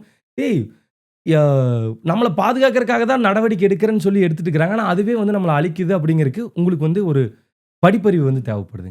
இப்போ அ இந்த இந்த இந்த 2க்கும் உள்ள புரிதல் வந்து இப்ப சவுத் இந்தியால வந்து பார்த்தீங்க அப்படின்னா, அங்க வந்து கொஞ்சம் எஜுகேஷன் வைஸாவே நம்ம வந்து கொஞ்சம் பெட்டரா இருக்கோம். பட் அப்படி இருந்தும் நீங்க வந்து என்னன்னா, டெய்லி உங்களோட பொருளாதாரம் சார்ந்தே நீங்க ஓடி ஏங்கிட்டு இருக்கிற மாரி தான் இந்த அமைப்பே உங்கள வந்து பண்ணி வச்சிருக்கு. அதனால வெளிய இருக்கிறத பத்தி திங்க் பண்றதுக்குலாம் உங்களுக்கு நேரம் இருக்காது. நீங்க இப்படியே போயிட்டு இருப்பீங்க. இப்ப இறந்தா யார் ஞாபகம் வச்சிருக்காங்க? அடுத்தவங்க இறக்கிறத பத்தி எதுவும் இல்ல. மீறி போனா ஒரு 4, 5 டேஸ் அந்த ஆமாமா. ரிமெம்பர். அந்த குடும்பமே சீக்கிரம் மறந்துருது. ஆமாங்க. ஏன்னா இந்த பொருளாதார அமைப்பு அந்த மாரி. அந்த மாரி ஆயிடுச்சு. நீங்க இங்க சர்வே பண்ணணும் அப்படின்னா, அ உங்களுக்கு தொடர்ந்து அ பண மதிப்பு இழந்துட்டு இருக்கும். இது மாரி நெறைய விஷயம் இருக்குங்க அதுக்குள்ள. பட் ரொம்ப சிம்பிளா சொல்லணும்னா இதாங்க. இன்னுமே நார்த் இந்தியா வந்து பார்த்தீங்க அப்படின்னா, அவங்க கலாச்சார ரீதியா சவுத் இந்தியாவுக்கு, நார்த் இந்தியாவுக்கு அவ்வளோ டிஃபரன்ஸ் இருக்குங்க. பட் சிம்பிளா சொல்லணும்னா, அந்த லேண்ட்ஸ்கேப்லலாம் நம்ம போயிட்டு வரும்போது தான், அந்தந்த மக்களுக்கு வந்து ரூ. 300 இருந்தாலே அவங்க லைஃப் வந்து ஈஸியா கொண்டு போயிற முடியுது. நம்மளுக்கு இங்க ரூ. 3000 இருந்தாலும் பத்த மாட்டேங்குது. அப்ப அந்த லைஃப் ஸ்டைல் டிஃபரன்ஸு, அந்த நேச்சுரலா இருக்கிற டிஃபரன்ஸுங்க. தண்ணி, ஃபுட்டு இது எல்லாமே வந்து ஒரு யூனிக் தான். பட் இது எல்லாமே வந்து ஓரிரு நாள்ல மாறுன ஒரு காரியமா இருந்திருக்காது இல்லைங்களா? என்னைக்கோ ஒரு நாள் அவங்க இந்த வளங்கள அழிக்க ஆரம்பிச்சிருந்திருப்பாங்க. அதனுடைய ஒரு வெளிப்பாடா தான் இன்னைக்கு இருக்கக்கூடியவர்கள் வந்து வடநாடுலலாம் தொந்தரவு படக்கூடியவங்க. இப்ப சிமிலரா இன்னைக்கு நமக்கு அது நடந்துகிட்டு இருக்கு. பட் இன்னும் நம்ம அத ரியலைஸ் பண்ணாம இருக்கோம். ம், சரிதானுங்களா ம், நான் ம், சொல்றது? ம், ம். ஏன் நான் இந்த ஒரு வார்த்தைய கேட்க வரேன்னா, நம்ம இங்க கோயம்புத்தூருங்கிறனால இங்க ஊட்டி பக்கம். இப்ப ஊட்டி வந்து அந்த நீர் வளங்கள் எல்லாம் அங்க நெறைய வீடுகளும், கடைகளும் நெறைய வந்துகிட்டே இருக்கு. இதனால என்ன ஆகுதுன்னா, அங்க மரங்கள் நெறைய அழிக்கப்படுது. ரோடுகள் போடப்படுது அப்படிங்கிறதுனாலயும், நீர் வளம் வந்து மலைக்குள்ளிருந்து எடுக்கிறதுனால, அந்த மலையினுடைய அந்த உறுதித்தன்மை கெட்டுட்டே இருக்கு அப்படிங்கிற ஒரு கூற்ற நான் கேள்விப்பட்டேன். இது எந்த அர்த்தத்தில செவிவழி செய்தியா கேள்விப்பட்டேன். இத பத்தியெல்லாம் நீங்க என்ன நெனைக்கிறீங்க? இதெல்லாம் உண்மதானா? இது ஏன்னா நான் கேட்டது செவிவழி செய்தி. ஆனா நீங்க பிராக்டிகலா அந்த ஃபீல்டுக்குள்ள இருக்கீங்க. இது போலல்லாம் நடக்குமா? ஏன்னா, இனி எவ்வளோ வருஷம் கழிச்சு அந்த மலை வந்து தன்னுடைய நிலை வந்து குலையும் அப்படிங்கிறது தெரியாதுங்கிற ஒரு கூற்ற முன்வைக்கிறாங்க. ஸோ இது எப்படி இருக்கும்? நீங்க நல்லா ரிசர்ச் பண்ணி தான் இந்த கேள்வி கேட்டிருக்கீங்கன்னு நெனைக்கிறேன். இது ரொம்ப ரொம்ப இம்பார்ட்டன்ட்டான ஒரு கொஸ்டினுங்க. எப்படின்னா, இப்போ நம்ம டம்பிங் கெப்பாசிட்டின்னு இருக்குங்க. ஒரு ஹில் ஸ்டேஷனுக்குமே இப்போ நார்மலா நம்ம கோயம்புத்தூர்ல இருக்கோம்னா, நம்மளது வந்து சமதளமான பகுதி. இங்க நீங்க பண்ற ஆக்டிவிட்டீஸ்ங்கிறது வேற. ஹில் ஸ்டேஷன்ல நீங்க பண்றதுங்கிறது வேற. ஹில் ஸ்டேஷன்ல இப்போ தமிழ்நாடு கவர்மெண்ட் வந்து ரீசென்ட்டா வந்து பார்த்தீங்கன்னா, இந்த ஊட்டி போறவங்களுக்கெல்லாம் பாஸ் இது எல்லாமே வந்து ம். கொண்டு வந்தாங்க. ஆஃப்டர் ஓ! லேண்ட்ஸ்லைட். ம். லேண்ட்ஸ்லைட் நடந்ததுக்கப்புறம். லேண்ட்ஸ்லைட் நடந்ததுக்கப்புறம். ஓகேங்களா? அப்போ இங்க இங்க இங்க இதுதான் ரொம்ப முக்கியமான பாயிண்ட். Dumping capacity. இப்போ டூரிஸ்ட் வந்து போறாங்க அப்டின்னா, ஒரு டூரிஸ்ட் ஒரு நாளைக்கு 50 லிட்டர், 60 லிட்டர் தண்ணி வந்து யூஸ் பண்றாங்க அப்டின்னா, அது எல்லாமே ஹில்ஸ்ல தான் வந்து டம்ப் ஆகுதுங்க. ம். புரியுதுங்களா? அது வந்து இது மாரி சாதாரண சமதள பரப்பு கிடையாது. அது ஒரு பாயிண்ட்டுங்க. செகண்ட் வந்து பார்த்தீங்க அப்டின்னா, நம்மாழ்வார் ஐயா சொன்ன மாரி தாங்க. 300 அடி இருந்த மரம் எல்லாமே வந்து 3 அடி செடியா மாறிடுச்சுங்க. அதாவது எல்லாமே ஃபாரஸ்ட்டா இருந்ததுங்க. இப்போ நம்ம அதான் சொல்றேங்க. இந்த 18த் செஞ்சுரிக்கு அப்புறம் பிரிட்டிஷர்ஸ் உள்ள வரும்போது, நம்ம இப்போ இந்த உலகம் வந்து அழியுது அப்டின்னா, அதுக்கு நீங்களும் காரணம். இங்க உட்கார்ந்துருக்க நிகிலனும் ஒரு காரணம். நீங்க குடிக்கிற டீ, காஃபி காரணம். அப்டின்னா, என்னப்பா அப்டிங்கிற மாரி இருக்கும். பட் ரியல் அதான். யாருக்குமே வந்து முன்னாடி டீ குடிக்கிற, காஃபி குடிக்கிற பழக்கம்லாம் கிடையாது. இல்லைங்க. அத வந்து இன்சிஸ்ட் பண்றாங்க. புரியுதுங்களா? அப்ப என்ன பண்றாங்கன்னா, இது எந்த கண்டிஷன்ஸ்ல வளருது இந்த காஃபி, டீ எல்லாம் வந்து பார்த்தீங்கன்னா, மலை பிரதேசங்கள்ல. அப்ப என்ன பண்றாங்க, அங்க இருக்கிற மரங்கள் எல்லாம் அழிக்கிறாங்க. அழிச்சு அங்க எல்லாமே வந்து டீ, காஃபி வருது. அத வந்து நீங்க எரிச்சு கொண்டு வரக்காக தைல மரங்கள் வருது. இந்த யூக்கலிப்டஸ் சொல்றோம்லங்க, அந்த தைல மரங்கள் எல்லாமே வருது. இதுக்கு அது எரிக்கிறதுக்காக. தைல மரம் வேர்க்காதுங்க. ம். ஒரு மரம் வந்து ஏன் மலை பிரதேசங்கள்ல இருக்கிற மரம் வந்து ரொம்ப ரொம்ப முக்கியம் அப்டின்னா, இப்போ அ மலை மேகங்கள் வந்து வரும்போது அத தடுத்து நிறுத்தணும். தடுத்து நிறுத்தும்போது, இங்க உள்ள மரங்கள் வந்து அந்த குளிர்ச்சியான காற்று அங்க வந்து வீசும்போது, அது அப்படியே மழையா வந்து நம்மளுக்கு பொழிஞ்சிருது. இது சிம்பிள் கான்செப்ட். இப்ப நீங்க என்ன பண்ணிடுறீங்க, மலை இருக்குதாங்க மரத்தையெல்லாம் வெட்டிட்டீங்க. அப்ப அந்த மேகங்கள எப்படி குளிர்விக்கிறது? ம். அது எப்படி அங்க மழை இதா மாறும்? ம். நடக்காதுல்லங்க. ம். இப்போ நடக்கிற ப்ராசஸ் வந்து அதான். இப்போ இங்க தான் நீங்க நல்லா யோசிக்கணும். ஏன் நம்மளோட ராமநாதபுரம் மாவட்டமும், சிவகங்கை இதெல்லாம் வந்து பார்த்தா, ஏன் இவ்வளோ வறட்சியா இருக்குது அப்படின்னு பார்த்தா, அங்க மேகங்கள் வருது. தடுத்து நிறுத்துறதுக்கான மழைகள் இல்ல. ம். தடுத்து நிறுத்தினா தானங்க மழை வந்து உங்களுக்கு பொழிவு கிடைக்கும். அங்க தடுத்து நிறுத்த அந்த அந்த மாரி எந்த ஸ்பேஸும் இல்ல. அதனால தான் வறட்சி உச்சபட்சங்க அங்கலாம். ம். இன்னும் மக்கள் வந்து அப்படிதான் இருக்கிறாங்க. ஸோ அப்போ நம்ம இது இது சம்மந்தமான புரிதல் கிடையாதுங்க. அப்ப அதனால தான் இப்ப நீங்க என்ன பண்றீங்க, போய் அங்க ரெசார்ட் எல்லாம் மேக் பண்ண ஆரம்பிக்கிறீங்க. எல்லாம் ஆல்ரெடி பிரிட்டிஷர்ஸ் பண்ணிட்டு போனதிலேயே நம்மளுக்கு ஒரு பெரிய டிராபேக் இருக்கு. ம். அதுக்கப்புறம் நம்ம என்ன பண்ணிட்டு இருக்கிறோம், அத எக்ஸ்பேண்ட் பண்ணிட்டே இருக்கோம். அப்ப என்ன ஆகுது, அந்த டம்பிங் கெப்பாசிட்டி போகுது. அப்புறம் நீங்க ஒரு பாயிண்ட் சொன்னீங்க. அதாவது அ இப்போ தாமிரபரணி ஆறுன்னு வற்றாம ஓடிட்டு இருக்குது. காவிரி ஆறு வற்றாம ஓடிட்டு இருக்குது. அப்படின்னா, அதுக்கு காரணம் வந்து வருஷம் ஃபுல்லா மழை பெஞ்சுட்டு இருக்கிறது இல்லைங்க காரணம். இப்போ மழை பெஞ்சதுக்கு அப்புறமும் அங்கிருந்து அருவியில தண்ணி வந்துட்டே இருக்கு. ஏன்? ஏன்னா, அங்க உள்ள கோரை புட்கள்னு ஒண்ணு இருக்குங்க. அந்த புட்கள் வந்து என்ன பண்ணுவாங்கன்னா, மழை பெய்யும்போது அது தண்ணிய தக்க வச்சுக்கும். ம். தக்க வச்சுட்டு கொஞ்சம் கொஞ்சமா அத ரிலீஸ் பண்ணுங்க. அதனால தான் உங்களுக்கு இயர் ஃபுல்லா அந்த அருவியில வந்து தண்ணி வந்துட்டே இருக்கு. புரிஞ்சுதுங்களா? ம். இப்ப இங்க என்ன ஆகுது, அந்த கோரை புட்கள் ஒரு புலி இறந்துட்டா 25,000 மக்களுக்கு வந்து நீர் பற்றாக்குறை ஏற்படுதுன்னு சொல்றாங்க. புலி இறந்தா. ஒரு புலி இறந்தா 25,000 பேத்துக்கு தண்ணி இல்ல. என்னப்பா லிங்க் அப்டின்னா, இதுதான் ரொம்ப முக்கியமான பாயிண்ட். இப்போ ஒரு புலி இறக்குது அப்டின்னா, இப்போ புலியோட உணவு என்னங்க? மானு, மாடு அந்த ஆடு மாரி. இதுதான். ஓகேங்களா? இப்போ ஒரு புலி இறக்கும்போது என்ன ஆகும்னா, புல்லோட மானோட கவுண்டிங்கும், ஆடோட கவுண்டிங் ஜாஸ்தி ஆகும். ஆட்டுக்கும், மாட்டுக்கும் எது உணவு? புல்லு தான் புல்லு. உணவு. அந்த புல்லு தான் என்ன பண்ணுது உங்களுக்கு? கோரை புட்கள் தான் நீர தக்க வச்சுட்டு உங்களுக்கு கொஞ்சம் கொஞ்சமா விடுது. அப்ப இது என்ன எவ்வளோ பெரிய சுழற்சின்னு இருக்குது. புரியுதுங்களா? ம். அப்போ அந்த பயோடைவர்சிட்டி வந்து நம்ம சேவ் பண்றது அந்த காரணத்துக்காக தாங்க. அது சும்மா ஒரு விஷயம் கிடையாது. அப்போ மலை பிரதேசங்கள்ல வந்து இனியும் இப்போ அங்க வயநாட்ல நடந்தது வந்து இதான் காரணங்க. என்னன்னா, இத விட மரங்கள் நெறைய இருக்கும்போது, இத விட நெறைய மலைகள கண்டிப்பா அது ஃபேஸ் பண்ணியிருக்கும். புரிஞ்சுதுங்களா? கண்டிப்பா, இப்ப கண்டிப்பா. ஏன் அதனால பண்ண முடியல அப்டின்னா, அதுக்கு ரீசன் அதான். ம். நீங்க என்னன்னா, என்னோட ஸ்ட்ராங் என்ன? என்னோட காலு. ம். அப்பன்னா மரங்களுக்கு வந்து மலைகள். மலைகளுக்கு வந்து மரங்கள். நீங்க என்ன பண்றீங்க? என் கால வெட்டிட்டீங்க. ம். அப்ப நான் என்ன ஆவேன்? ஆக்சுவலா அன்ஸ்டேபிள் ஆயிருவேன். கண்டிப்பா. அப்ப அந்த அன்ஸ்டேபிள் ஆகும்போது என்ன ஆகுது? நீங்க அது இல்லாம இன்னும் ரிசார்ட் எல்லாம் கொண்டு வந்துட்டீங்க. ஆல்ரெடி கால் இல்லாம இருக்கிற எனக்கு, நீங்க இன்னும் ரெசார்ட்ட கொண்டு வந்தாச்சு. பாரத்த இன்னும் தூக்கி போக்குவரத்து, இன்னும் அவ்வளோ எமிஷனு. அப்ப என்ன பண்ணுவேங்க? ம். லிட்டரலா என்னால முடியாதுல்ல. அதுதான் நடக்குது. ம். அதுதான் அங்க லேண்ட்ஸ்லைடா நடக்குது. அப்ப நான் அதனால தான் உங்ககிட்ட சொன்னேன். இது இயற்கை பேரிடர் கிடையாதுங்க. இது மனிதனால. எல்லாம் மனிதர்களால நம்மளால நடந்த ஒரு விஷயங்க. அப்ப அந்த உயிர்கள் இப்ப இங்கிருந்து நம்ம பார்க்கிறவங்களுக்கு உங்களுக்கு ஒரு செய்தி. அங்க போய் இருக்கும்போது அந்த மக்கள வந்து ஆமா. தெரிஞ்சுக்க முடியும். நான் வந்து அங்க அந்த சூரமலா அந்த இடத்துல வந்து லேண்ட்ஸ்லைட் நடக்குது. நான் வந்து அங்க அந்த மக்கள் கூட 12 டேஸ் இருக்கேன். ம். ஓ! எல்லாமே வந்து இவ்வளோ தானடா லைஃப் அப்படிங்கிற மாரி ஆயிடுச்சுங்க.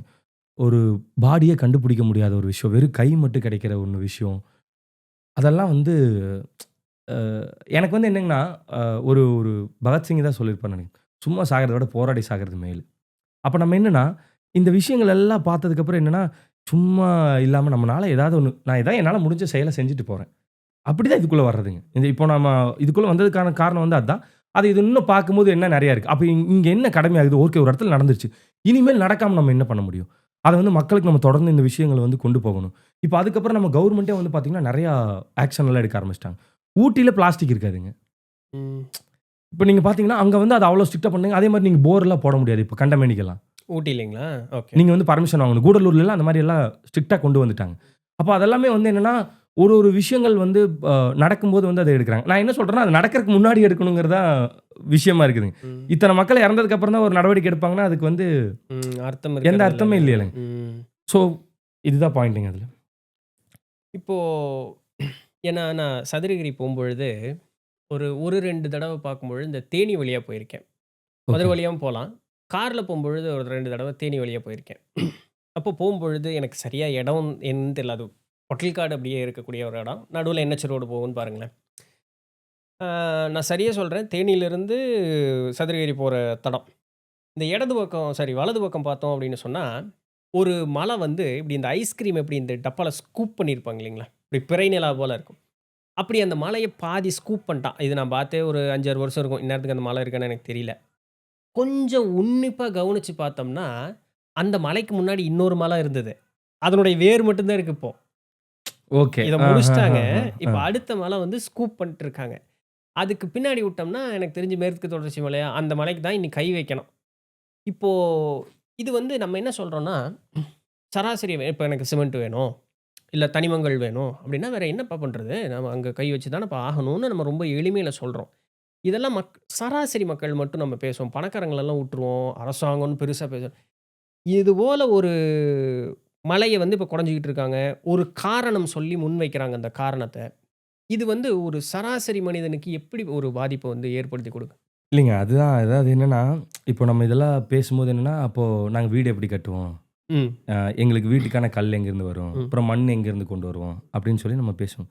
தேவைக்காக எடுத்தா இங்க பிரச்சனை இல்லைங்க. ம். நம்மளோட தேவைக்காக நம்மகிட்ட இருக்குதுங்க. ம். அத தாண்டி நம்ம வந்து அ நீங்க வெளிய கேரளாலாம் போயிருந்தீங்கன்னா, ம். கரூர் மணல் கிடைக்குன்னு அங்க எழுதியிருப்பாங்க. இது உண்மைதான் இல்லைங்களா? கேரளாலருந்து ஒரு புடி மண்ண கூட நம்மனால தூக்கிட்டு வர முடியாது. நான் அடுத்த அந்த பாயிண்ட் தான் உங்களுக்கு ஆ. வரேங்க. அதாவது இப்போ விழிஞ்சம் துறைமுகம் வந்து கட்டுனாங்க. ம். ஓகேங்களா? ம். மழை அங்க அவங்க கிட்ட இல்லாத சோர்ஸஸா?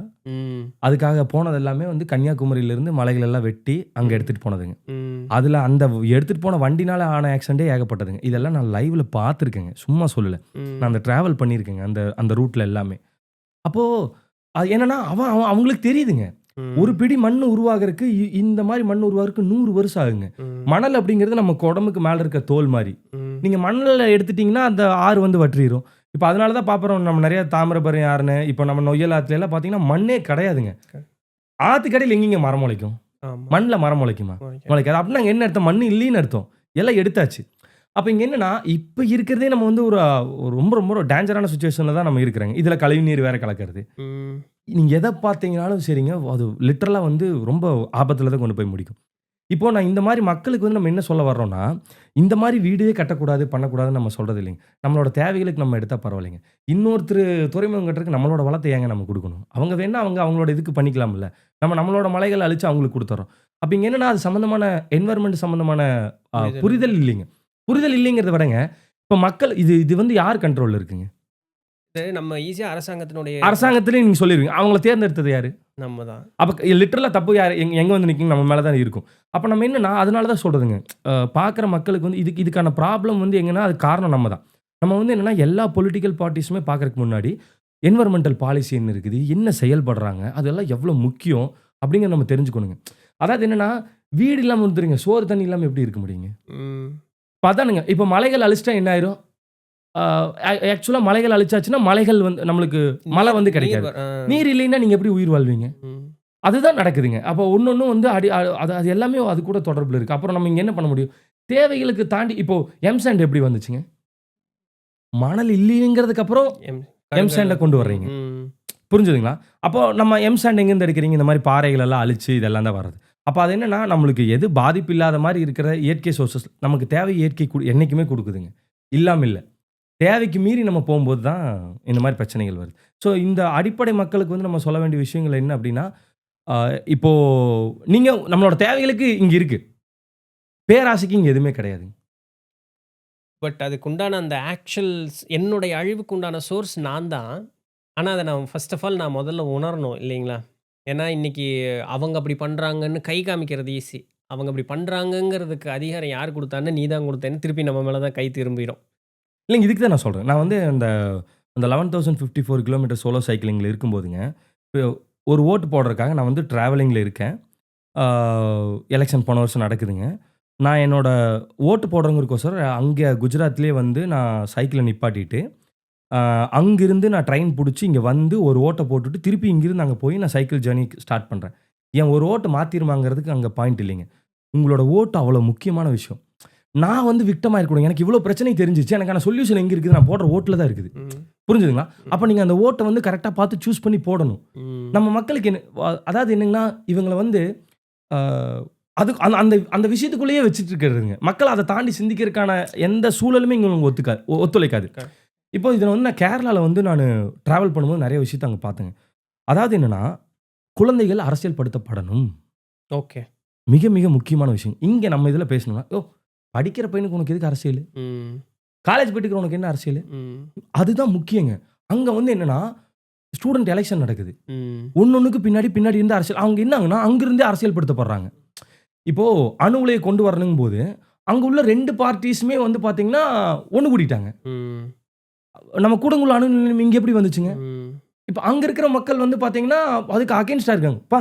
எனக்கு விளக்கிலினாலும் பரவால்ல. எனக்கு 3 நேரம் சாப்பாடு எனக்கு சோறு இருக்கணும். எனக்கு அது எந்த பிரச்சனையும் இல்ல. இப்ப இங்க வருது. இதுக்கு என்ன ரீசன்?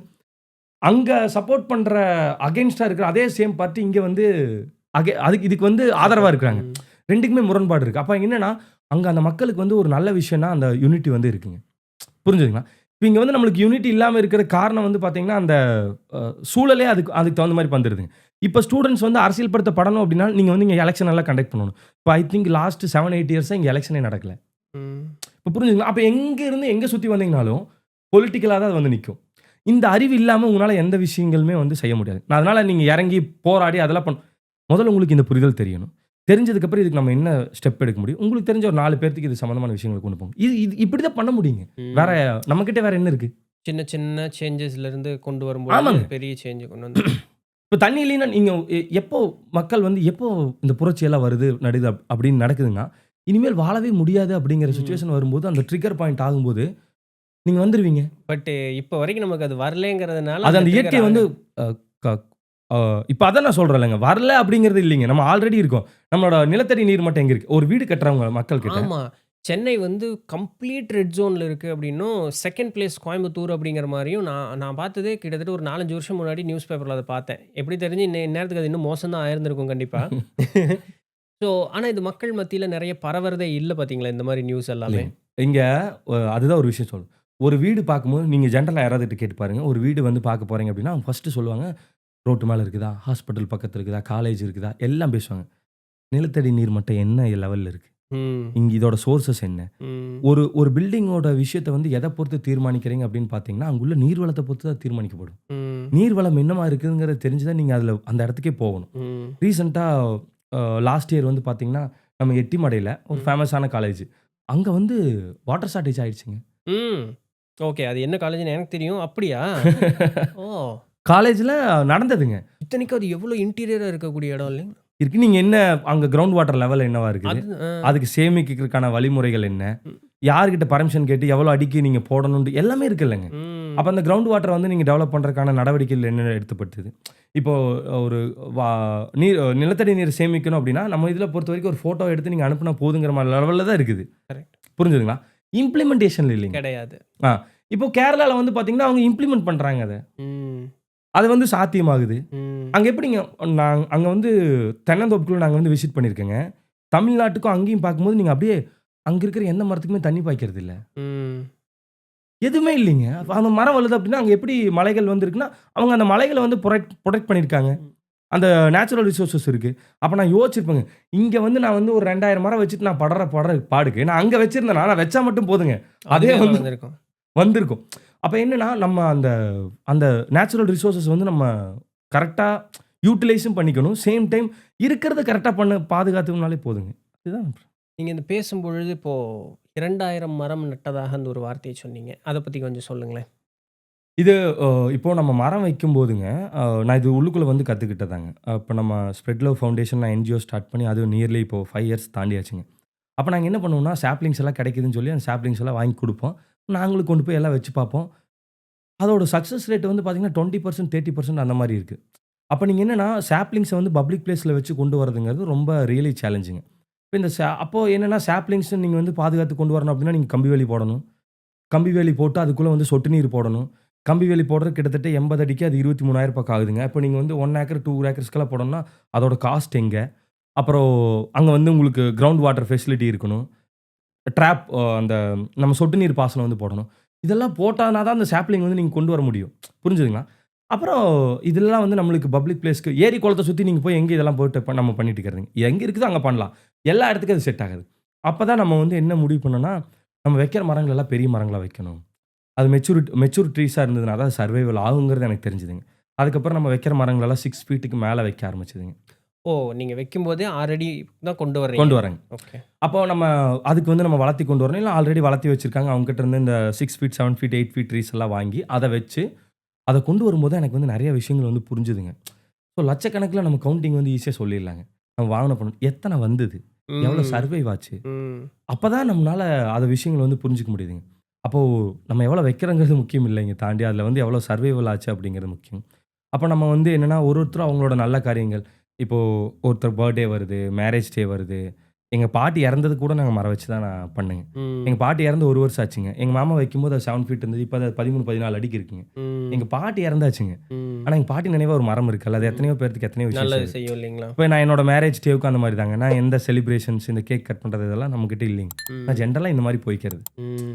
அப்ப என்னன்னா, அத வந்து நம்ம மக்களுக்கு அந்த விஷயத்த கொண்டு போகணும். ம். அப்ப அப்ப என்னன்னா, இது வந்து உங்க தொழிலாவே மாறும்போது அத வந்து உங்களால செய்ய முடியும். இப்ப மரம் வச்சுட்டு நீ எப்படிப்பா சர்வே பண்றேன்னா, இப்படிதாங்க. அதுதான் நம்மாழ்வார் ஐயா சொல்றாரு. இளைஞர்கள் இத சார்ந்து வேலைவாய்ப்பு உருவாக்குனா தான் இத நம்ம பண்ண முடியும் அப்படின்றாரு அவரு. ம். புரிஞ்சுதுங்களா? அப்ப ம். நான் இத சார்ந்து உள்ளுக்குள்ள வரும்போது மரம் வைக்கணும்னு ஒருத்தவங்க இருக்கும்போது நம்ம அதுக்கு சப்போர்ட் பண்றதுக்கு அங்க களத்துல இருக்கணும்லங்க. அந்த மாரி விஷயங்கள் அப்படிதான் நம்ம வந்து இப்போ 2000 மரத்துக்கு மேல வச்சாச்சுங்க. அது எல்லாமே வந்து பராமரிப்பு எல்லாமே போயிட்டுருக்கு. எப்படி அது உங்களுக்கு ஒரு ஒரு அது புரியுது உங்களுடைய வாழ்வியலே அத அத நோக்கி தான் போகுது அப்படிங்கும் பொழுது, 2000 மரத்தையும் உங்கனால வந்து பேணி பாதுகாக்க முடியுதுங்களா? அதான் குவைட் சேலஞ்சுங்க. இப்போ ஒரு இடமா இருக்குது அப்படின்னா, அந்த ஒரு இடத்துல 2000 மரம் வச்சு பாத்துக்கிறதுங்கிறது ரொம்ப ஈஸிங்க. ஈஸி. இப்போ நம்ம வந்து எடுக்கிறது, இப்போ ஒரு ஏரி, குளம் அத சார்ந்தெல்லாம் பண்ணும்போது, அந்தந்த மக்களோட சப்போர்ட் அங்க இருக்கிறவங்களோட சப்போர்ட் தேவைங்க. அதுக்காக டெடிகேட் பண்ற ஆட்கள், அந்த மாரி இறைவனோட அருளால அந்த மாரி எனக்கு நெறைய அமைஞ்சிருக்குங்க. அமைஞ்சிருக்கு. அவங்க என்ன இருந்தாலும், இந்த மரங்களெல்லாம் எப்படியாவது நம்ம கொண்டு வந்துரணும், பண்ணிறணும்னு சொல்லிட்டு எஃபோர்ட் போடுற அந்த மாரி நல்ல மனிதர்கள் இருக்காங்க. அது நம்ம போக போக தான் அந்த இயற்கை நமக்காக அத ஏற்படுத்தி குடுக்கும்.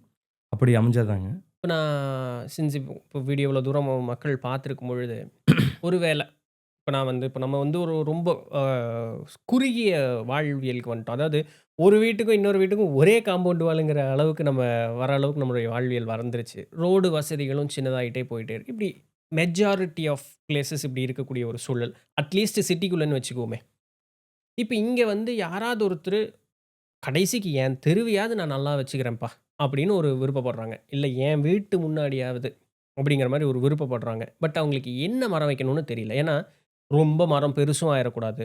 அவங்களுக்கு அளவா இருக்கணும். ஆனா, அதே நேரத்தில பிராணவாயு, ஆக்ஸிஜனையும் நல்லா குடுக்கிறதா இருக்கணும். இப்படிப்பட்ட சூழல்ல இருக்கக்கூடியவர்கள், ஆ நான் உங்கள்ட்ட என்ன மரம் வைங்கன்னு நான் உங்கள்ட்ட கேட்க விரும்பல. உங்களை அணுகுனா அவங்கள வந்து நீங்க கைட் பண்ணி வச்சு அவங்களுக்கு நல்ல இது பண்ணி தர இல்லங்க. முடியுமா? தாராளமா சப்போர்ட் பண்ணலாங்க. ம். நம்ம அவ்ளோ விஷயங்கள் இருக்குங்க. ம். வேர் போய் பாதிக்கப்படாத மாரி இருக்கிற மரங்கள், இலுப்பை மரங்கள் இருக்குதுங்க. அப்புறம் மகிழ மரம் இருக்கு. இதெல்லாம் வந்து ரூட் எல்லாம் போய் எதுவும் வீட்ட பாதிக்காதுங்க. அப்புறம் அது கேரளாவ பார்த்தீங்கன்னா, ஒரு வீட்ட சுத்தி 10 மரம், 15 மரம் இருக்குது. எந்த வீடு வந்து பாதிப்பாயிடுச்சு? ம். எனக்கு நீங்க ஏதாவது காட்டுங்க. இல்ல. சொல் நான் என் ஃப்ரெண்ட் வீட்டுக்கெல்லாம் போயிருக்கேன். வீடு வந்து கொஞ்சம் தான் வீடே தெரியும். அவ்ளோ இது இருக்கு. ஆனா வீடு பக்காவா இருக்கு. இங்க என்ன ஒண்ணு நம்ம மக்களுக்கு என்னங்கன்னா, ஒரு பெரிய கம்பெனி ஒண்ணுங்க. அவங்களோட போர்டு மறைக்குன்னு சொல்லிட்டு மரத்த வெட்டி போட்டுட்டாங்க. ம். நீங்க அங்க தொட முடியாது. ம். ஒரு அதாவது என்னங்கன்னா, அந்த வீட்டு சூழலே அப்படி இருக்குங்க. அவங்க வீட்ட அவங்க மத்தவங்களுக்கு காட்டணும்னு அவங்க நினைக்கலைங்க. ம். இருக்கிற வீடு எனக்கு நிம்மதியா இருக்கணும் பண்ணணும்னு நினைக்கிறேன். ஒரு வீட்ட கட்டிட்டு வீட்ட சுத்தி மரங்கள் வைக்கிறாங்கன்னா, அவங்களுக்கு என்ன ஷோ ஆஃப் பண்ணணும்னு ஆசையா? ம். எதுவுமே இல்லைங்க. நம்ம இருக்கிற சூழல் வந்து அமைதியான சூழலா, நம்மளுக்கு தேவையான விஷயங்கள் அது கிடைக்குதா? பல வகை மரங்கள் இருக்குங்க. நீங்க அங்க அங்க எந்த வீட்ட போய் எடுத்து பார்த்தீங்கனாலும் மாமரம் ஒண்ணு இருக்கு. பலாமரம் ஒண்ணு ஆமா. இருக்குங்க. பல வகை மரங்கள் வந்து வச்சுக்கிறாங்க. வாழை எப்பவும் இருக்கும். ஏதாவது ஒண்ணு உங்களுக்கு வந்து அது குடுத்துட்டே இருக்கும். கரெக்ட். நம்மாழ்வாரையும் அதத்தான் சொல்றாங்க. ஒரு வீட்ட சுத்தி நம்ம என்னென்ன மரம் வைக்கலாம்னு சொல்லி அவரு 10, 12 மரங்கள் வந்து சொல்றாரு. அது எல்லாமே சாத்தியங்க. அங்க பாருங்க தென்னை மரம் எல்லா எல்லா இடத்துலயுமே இருக்கும். தேவைகளுக்கு என்னவோ அதுக்கு வந்து நம்ம அந்த ஸ்பேஸ் வந்து யூட்டிலைஸ் பண்ணணும். நம்ம மக்களுக்கு என்னன்னா, காரை போட்டு தள்ளிறணும். ம். கூட்டிட்டு இருக்கிறதெல்லாம் ஒரு இதாப்பா ம். கரெக்ட். அப்படின்னு நம்ம எப்படி இருக்கிறோம்னு பாரு. அதுக்கான தொடர்பே இல்லாம இருக்கிறாங்க. ம். அப்ப அதுக்கு காரணம் என்னன்னா, அதான் சொல்றேங்க. இது இந்த இடத்துல வந்து நம்மளுக்கு விழிப்புணர்வு வந்து ரொம்ப தேவைப்படுது. அப்ப இந்த விழிப்புணர்வு இஸ் வெரி மஸ்ட். ஏன்னா, நீங்க சொன்னீங்க எங்க அப்ச்சி வச்ச த வேப்ப மரம் தான் அது. அது அது வந்து இன்ன வரைக்கும் இருக்கு. எங்க வீட்டு இப்படி நல்லா மறைச்சிருக்கு. எப்போ எனக்கு வீட்டுக்குள்ள சூடா இருந்தாலும், நான் பேசாம வெளிய போய் என்னால உட்காந்துக்க முடியும் நிம்மதியா. நல்ல ஒரு குளு குளுன்னு அந்த வேப்பங்காத்து காலங்காத்தால முந்தின நாள் ராத்திரி நான் ஏதாவது கண்ணெரிச்சலோ, ஏதோ ஒரு இதில தூங்கி தூக்கம் முழிக்கும் பொழுதும் கூட எனக்கு ஒரு மாரி டயர்டா இருந்தாலும், பேசாம ஒரு 10 நிமிஷம் நான் போய் அந்த வேப்ப மரத்துக்கு கீழ உட்கார்ந்தேனா போதும். நான் ஒரு மாரி புத்துணர்வு பெற்ற மாரி ஆயிருவேன். அன்னைக்கு நாள் எனக்கு நல்லபடியா இருக்கும். ம்.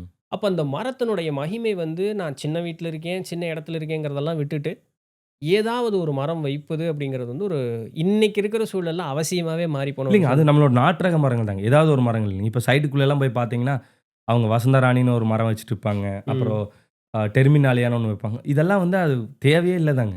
ஷோ ஆஃப் பண்றதுக்கு தான் அந்த ட்ரீஸ் எல்லாமே இருக்குங்க. அதுக்கு பதிலா நம்மளோட நாட்டு ரக மரங்கள் எவ்வளவோ அருமையான மரங்கள் இருக்கு. இலுப்பை மரம், மகிழ மரங்க, மந்தாரை இந்த ம். மாரி நெறைய விஷயம் இருக்குங்க. இப்போ நீங்க ஒரு பாயிண்ட் சொன்னீங்க. மரத்துக்கிட்ட போயிட்டாலே நம்ம புத்துணர்ச்சியா இருக்கணும். நீங்க ஏன் ஹில் ஸ்டேஷன் போறீங்க? ஆமா. நம்ம இங்க பிளெயின்ஸ் வந்து குடுக்காத ஒரு நிம்மதியும், ஒரு சுகமும் ஹில் ஸ்டேஷன் அதுதான். கிளைமேட்டுக்காக. அதுக்கு என்னன்னா, உங்களோட மைண்டோட உங்களோட ஆக்டிவிட்டீஸே வந்து இந்த மரங்கள், ஃப்ரெஷ் ஆக்ஸிஜன் நீங்க எடுத்துக்கும்போது, அது எல்லாமே வந்து ஆமா, மாத்திருங்க. ஆமா. அது நீங்க போயிட்டு வந்தாலே அந்த ஃபீல் உங்களுக்கு வர காரணம் அந்த இயற்கை தான். ஏன்னா, இன்னைக்கு இருக்கக்கூடிய கோயம்புத்தூர பார்க்கக்கூடிய மக்களுக்கு பெருசா தெரியாது. இதே ஊர்ல பொறந்து வளர்ந்தவங்களுக்கு, இந்த பொள்ளாச்சி சைடு இருக்கவங்களுக்கெல்லாம் தெரியும்.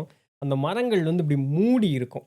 இன்னைக்கும் ஆழியார் தாண்டி போகக்கூடிய இடங்கள்ல, ஒவ்வொரு இடங்கள்ல இருக்கிறது. இப்படி 2 ரோட்ட இப்படி மூடி இருக்கும் மரம். நான் அப்படிதான் கோயம்புத்தூர பார்த்துருக்கேன். இன்னைக்கு ஏதோ பாலைவனமாட்டம் ஆயிப்போச்சு. அந்த இடத்த தாண்டணும் அப்படின்னு சொன்னாலே, அவன் எவ்வளோ பெரிய டென்ஷன் பார்ட்டியா வேணாலும் இருந்துட்டு போட்டுமே. அவன் அப்படியே காம் ஆயிரும் ஒரு செகண்ட்ல அந்த அந்த இடத்த தாண்டுறதுக்குள்ள. அந்த மரங்களினுடைய அந்த ஒரு ஒரு பலம் வந்து ஒரு மனிதனுடைய வாழ்வியலையும், சூழலையும் நல்லபடியா மாத்த தான் செய்யுது உண்மையாலுமே. நீங்க சொன்ன அந்த ஆழியார் அந்த இது பாயிண்ட்டே வந்து பார்த்தீங்க அப்டின்னா, அதையே போராடி தான் நிறுத்தி வச்சிருக்காங்க. அத ரோட எக்ஸ்டெண்ட் பண்றதுக்காக விபத்து நெறைய ஏற்படுதுன்னு சொல்லி, அதெல்லாம் எக்ஸ்டெண்ட் பண்றதுக்காக பண்ணாங்க. பட் அத வந்து போராடி அங்க மக்கள் நிறுத்தியிருக்காங்க. நம்ம மரங்கள் இடைஞ்சலா இருந்தா எடுக்கறதுக்காக எந்த குறையும் இல்லைங்க. அத எடுத்துட்டு இப்பலாம் வேரோட டிரான்ஸ்பிளான்ட்டே பண்ற அளவுக்கு சிஸ்டம் எல்லாம் வந்துருச்சுங்க. அத நம்ம பண்ணணுங்க. இப்ப நெறைய பண்ணிட்டு இருக்காங்க அந்த மாரி. ஓ! அதெல்லாம் நடக்குது. வந்து ஒரு நல்ல முன்னெடுப்புங்க. ம். ஸோ அந்த மாரி வந்து நம்ம அ போறது ரொம்ப ரொம்ப பெஸ்ட்டுங்க. இப்போ இத பேசும்பொழுது, ஆ உங்களுடைய திருமணத்திற்கு வந்து நீங்க சைக்கிள்ல தான் போனேன் அப்படின்னு சொல்லி ஒரு வார்த்தை சொல்லியிருந்தீங்க.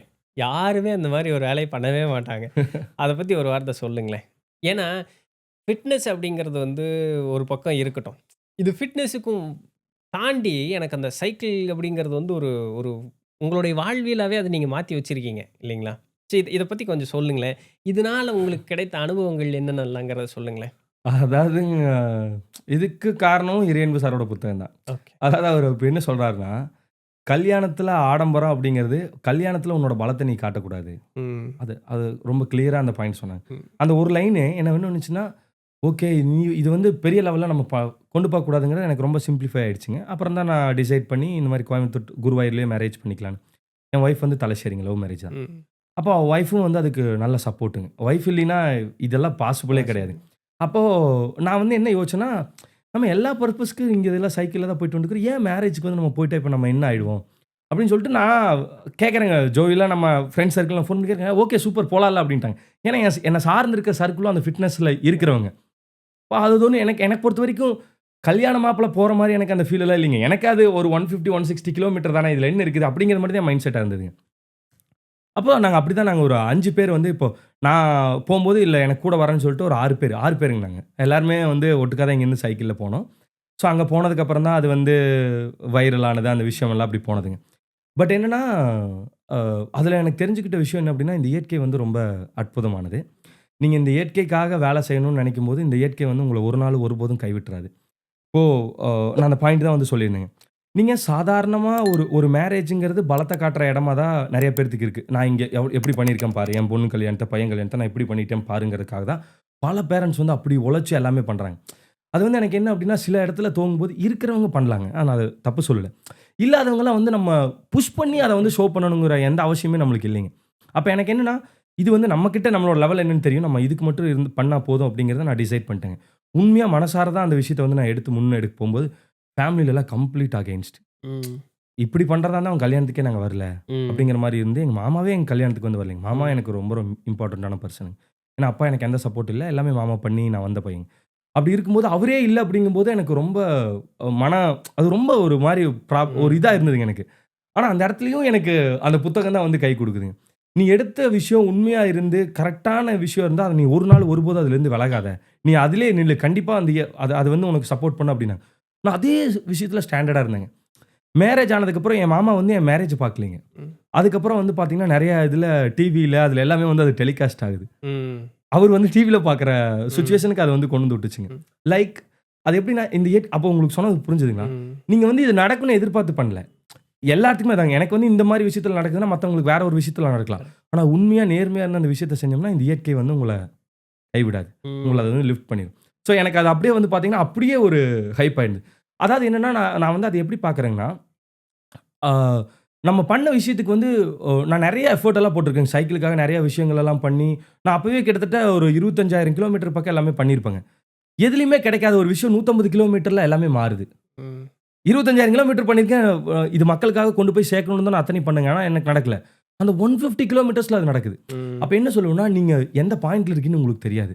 நீங்க தொடர்ந்து உண்மையா, நேர்மையா அந்த விஷயத்த வந்து செஞ்சுட்டே இருங்க. டெஃபினட்டா ஒரு அது வந்து மாற்றம் உங்களுக்கு கொண்டு போய் சேர்க்கும். ஸோ உண்மையா உழைச்சிட்டு இருக்கிற ஒரு ஒரு இளைஞர்களுக்கும், இத பார்க்குறவங்களுக்கும் நான் வந்து சொல்ற அந்த விஷயம் தான். நீங்க ஒரு விஷயத்த உண்மையா, நேர்மையா வந்து பண்ணீங்க அப்படின்னா, இந்த பிரபஞ்சமே உங்களுக்கு அதுக்கான வழிகள வந்து பண்ணிவிடும். ம். அது நடக்கும். சின்ஸ் நீங்க இவ்ளோ தூரம் அத சொன்னதுனால, இந்த ஒரு ஆர்வத்தையும் நான் மேல இது குடுக்கணுங்கிறதுக்காக கேட்குறேன். இப்போ ஒரு எல்லார் பெரிய ஒரு எதிர்ப்ப தாண்டி நீங்க வந்து சைக்கிள்ல போறீங்க. திருமணத்திற்கு அங்க போறீங்க. எப்படி இது வைரல் ஆச்சு ஃபர்ஸ்ட் ஆஃப் ஆல்? நீங்க யார்கிட்டயும் எதையும் சொல்லல இல்லையா? எதுவும் சொல்லல. எப்படி இது வைரல் ஆச்சு? இல்லைங்க. ஃபர்ஸ்ட்டு என்னன்னா, நானு அ என்னோட ஃப்ரெண்டு நச்சிகேட் அவர் கூட நான் டிஸ்கஸ் பண்ணும்போது, அவரு தான் சொல்றாரு. ரைட் ஃபார் மேரேஜ்ன்னு சொல்லிட்டு சைக்கிளுக்கு முன்னாடி ஒண்ணு பண்ணிக்கலாம்ல அப்படின்னு சொல்லி. ஓகே. அப்புறம் நாங்க எல்லாருமே என்ன பண்ணிட்டோம்னா, அந்த சைக்கிளுக்கு முன்னாடி ரைட் ஃபார் மேரேஜ்ங்கிறத சொல்லி, அது எல்லாமே பண்ணிட்டோம். நீங்க அத காட்டலாம் நான் உங்களுக்கு ம், அனுப்பி ம். அது பண்ணிட்டு நாங்க அப்படியே போயிட்டே இருக்கோங்க. போம்போதே எல்லாருமே வந்து பார்த்து, "என்னப்பா கல்யாண பையனாப்பா போயிட்டு இருக்கா?" நம்ம பண்ணும்போது தெரியலீங்க. போகும்போது தான் அதெல்லாம் அப்படி இருந்தது. அப்ப என்னன்னா, அந்த ரைட் ஃபார் மேரேஜ்ங்கிறது இப்ப நான் போர்டு இல்லாம இருந்திருந்தா, இப்ப அந்த உள்ளுக்குள்ள போம்போது அந்த வாட்ச்மேனுக்கே அது என்னன்னு தெரிஞ்சிருக்காதுங்க. இப்ப ரைட் ஃபார் மேரேஜ்ன்னா, ஓ! இந்த பையன் தான் வந்து மேரேஜ்க்கு வந்திருக்காங்கறது அங்க தெரியுது. அவங்க வந்து மாத்திரபூமியில இருக்கிற யாரோ ஒரு ரிப்போர்ட்டர் ஒருத்தர் கிட்ட சொல்றாங்க. அந்த ரிப்போர்ட்டர் வந்தாருங்க கையில பென்னு இதெல்லாம் எடுத்துட்டு அப்படியே சும்மா அப்புறம் நான் அவர்கிட்ட பேசும்போது, "எதுக்குப்பா வந்து நான் தாங்க மேரேஜ் பண்ற பையன்." அப்படின்னு, எங்கேருந்து வர்ற?" அப்படின்னாரு. இந்த மாரி இதன் டீட்டெயில்ஸ் எல்லாம் சொல்லிட்டோம்.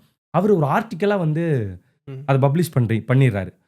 அதுக்கப்புறம் அது என்னன்னா, அது எல்லாத்தையுமே பார்த்துட்டு, இந்த மாரி மேரேஜ் டைம் அது எல்லாமே வந்து அடுத்த நாள் காலையிலேயே பேப்பர்ல வந்துருது. ம்.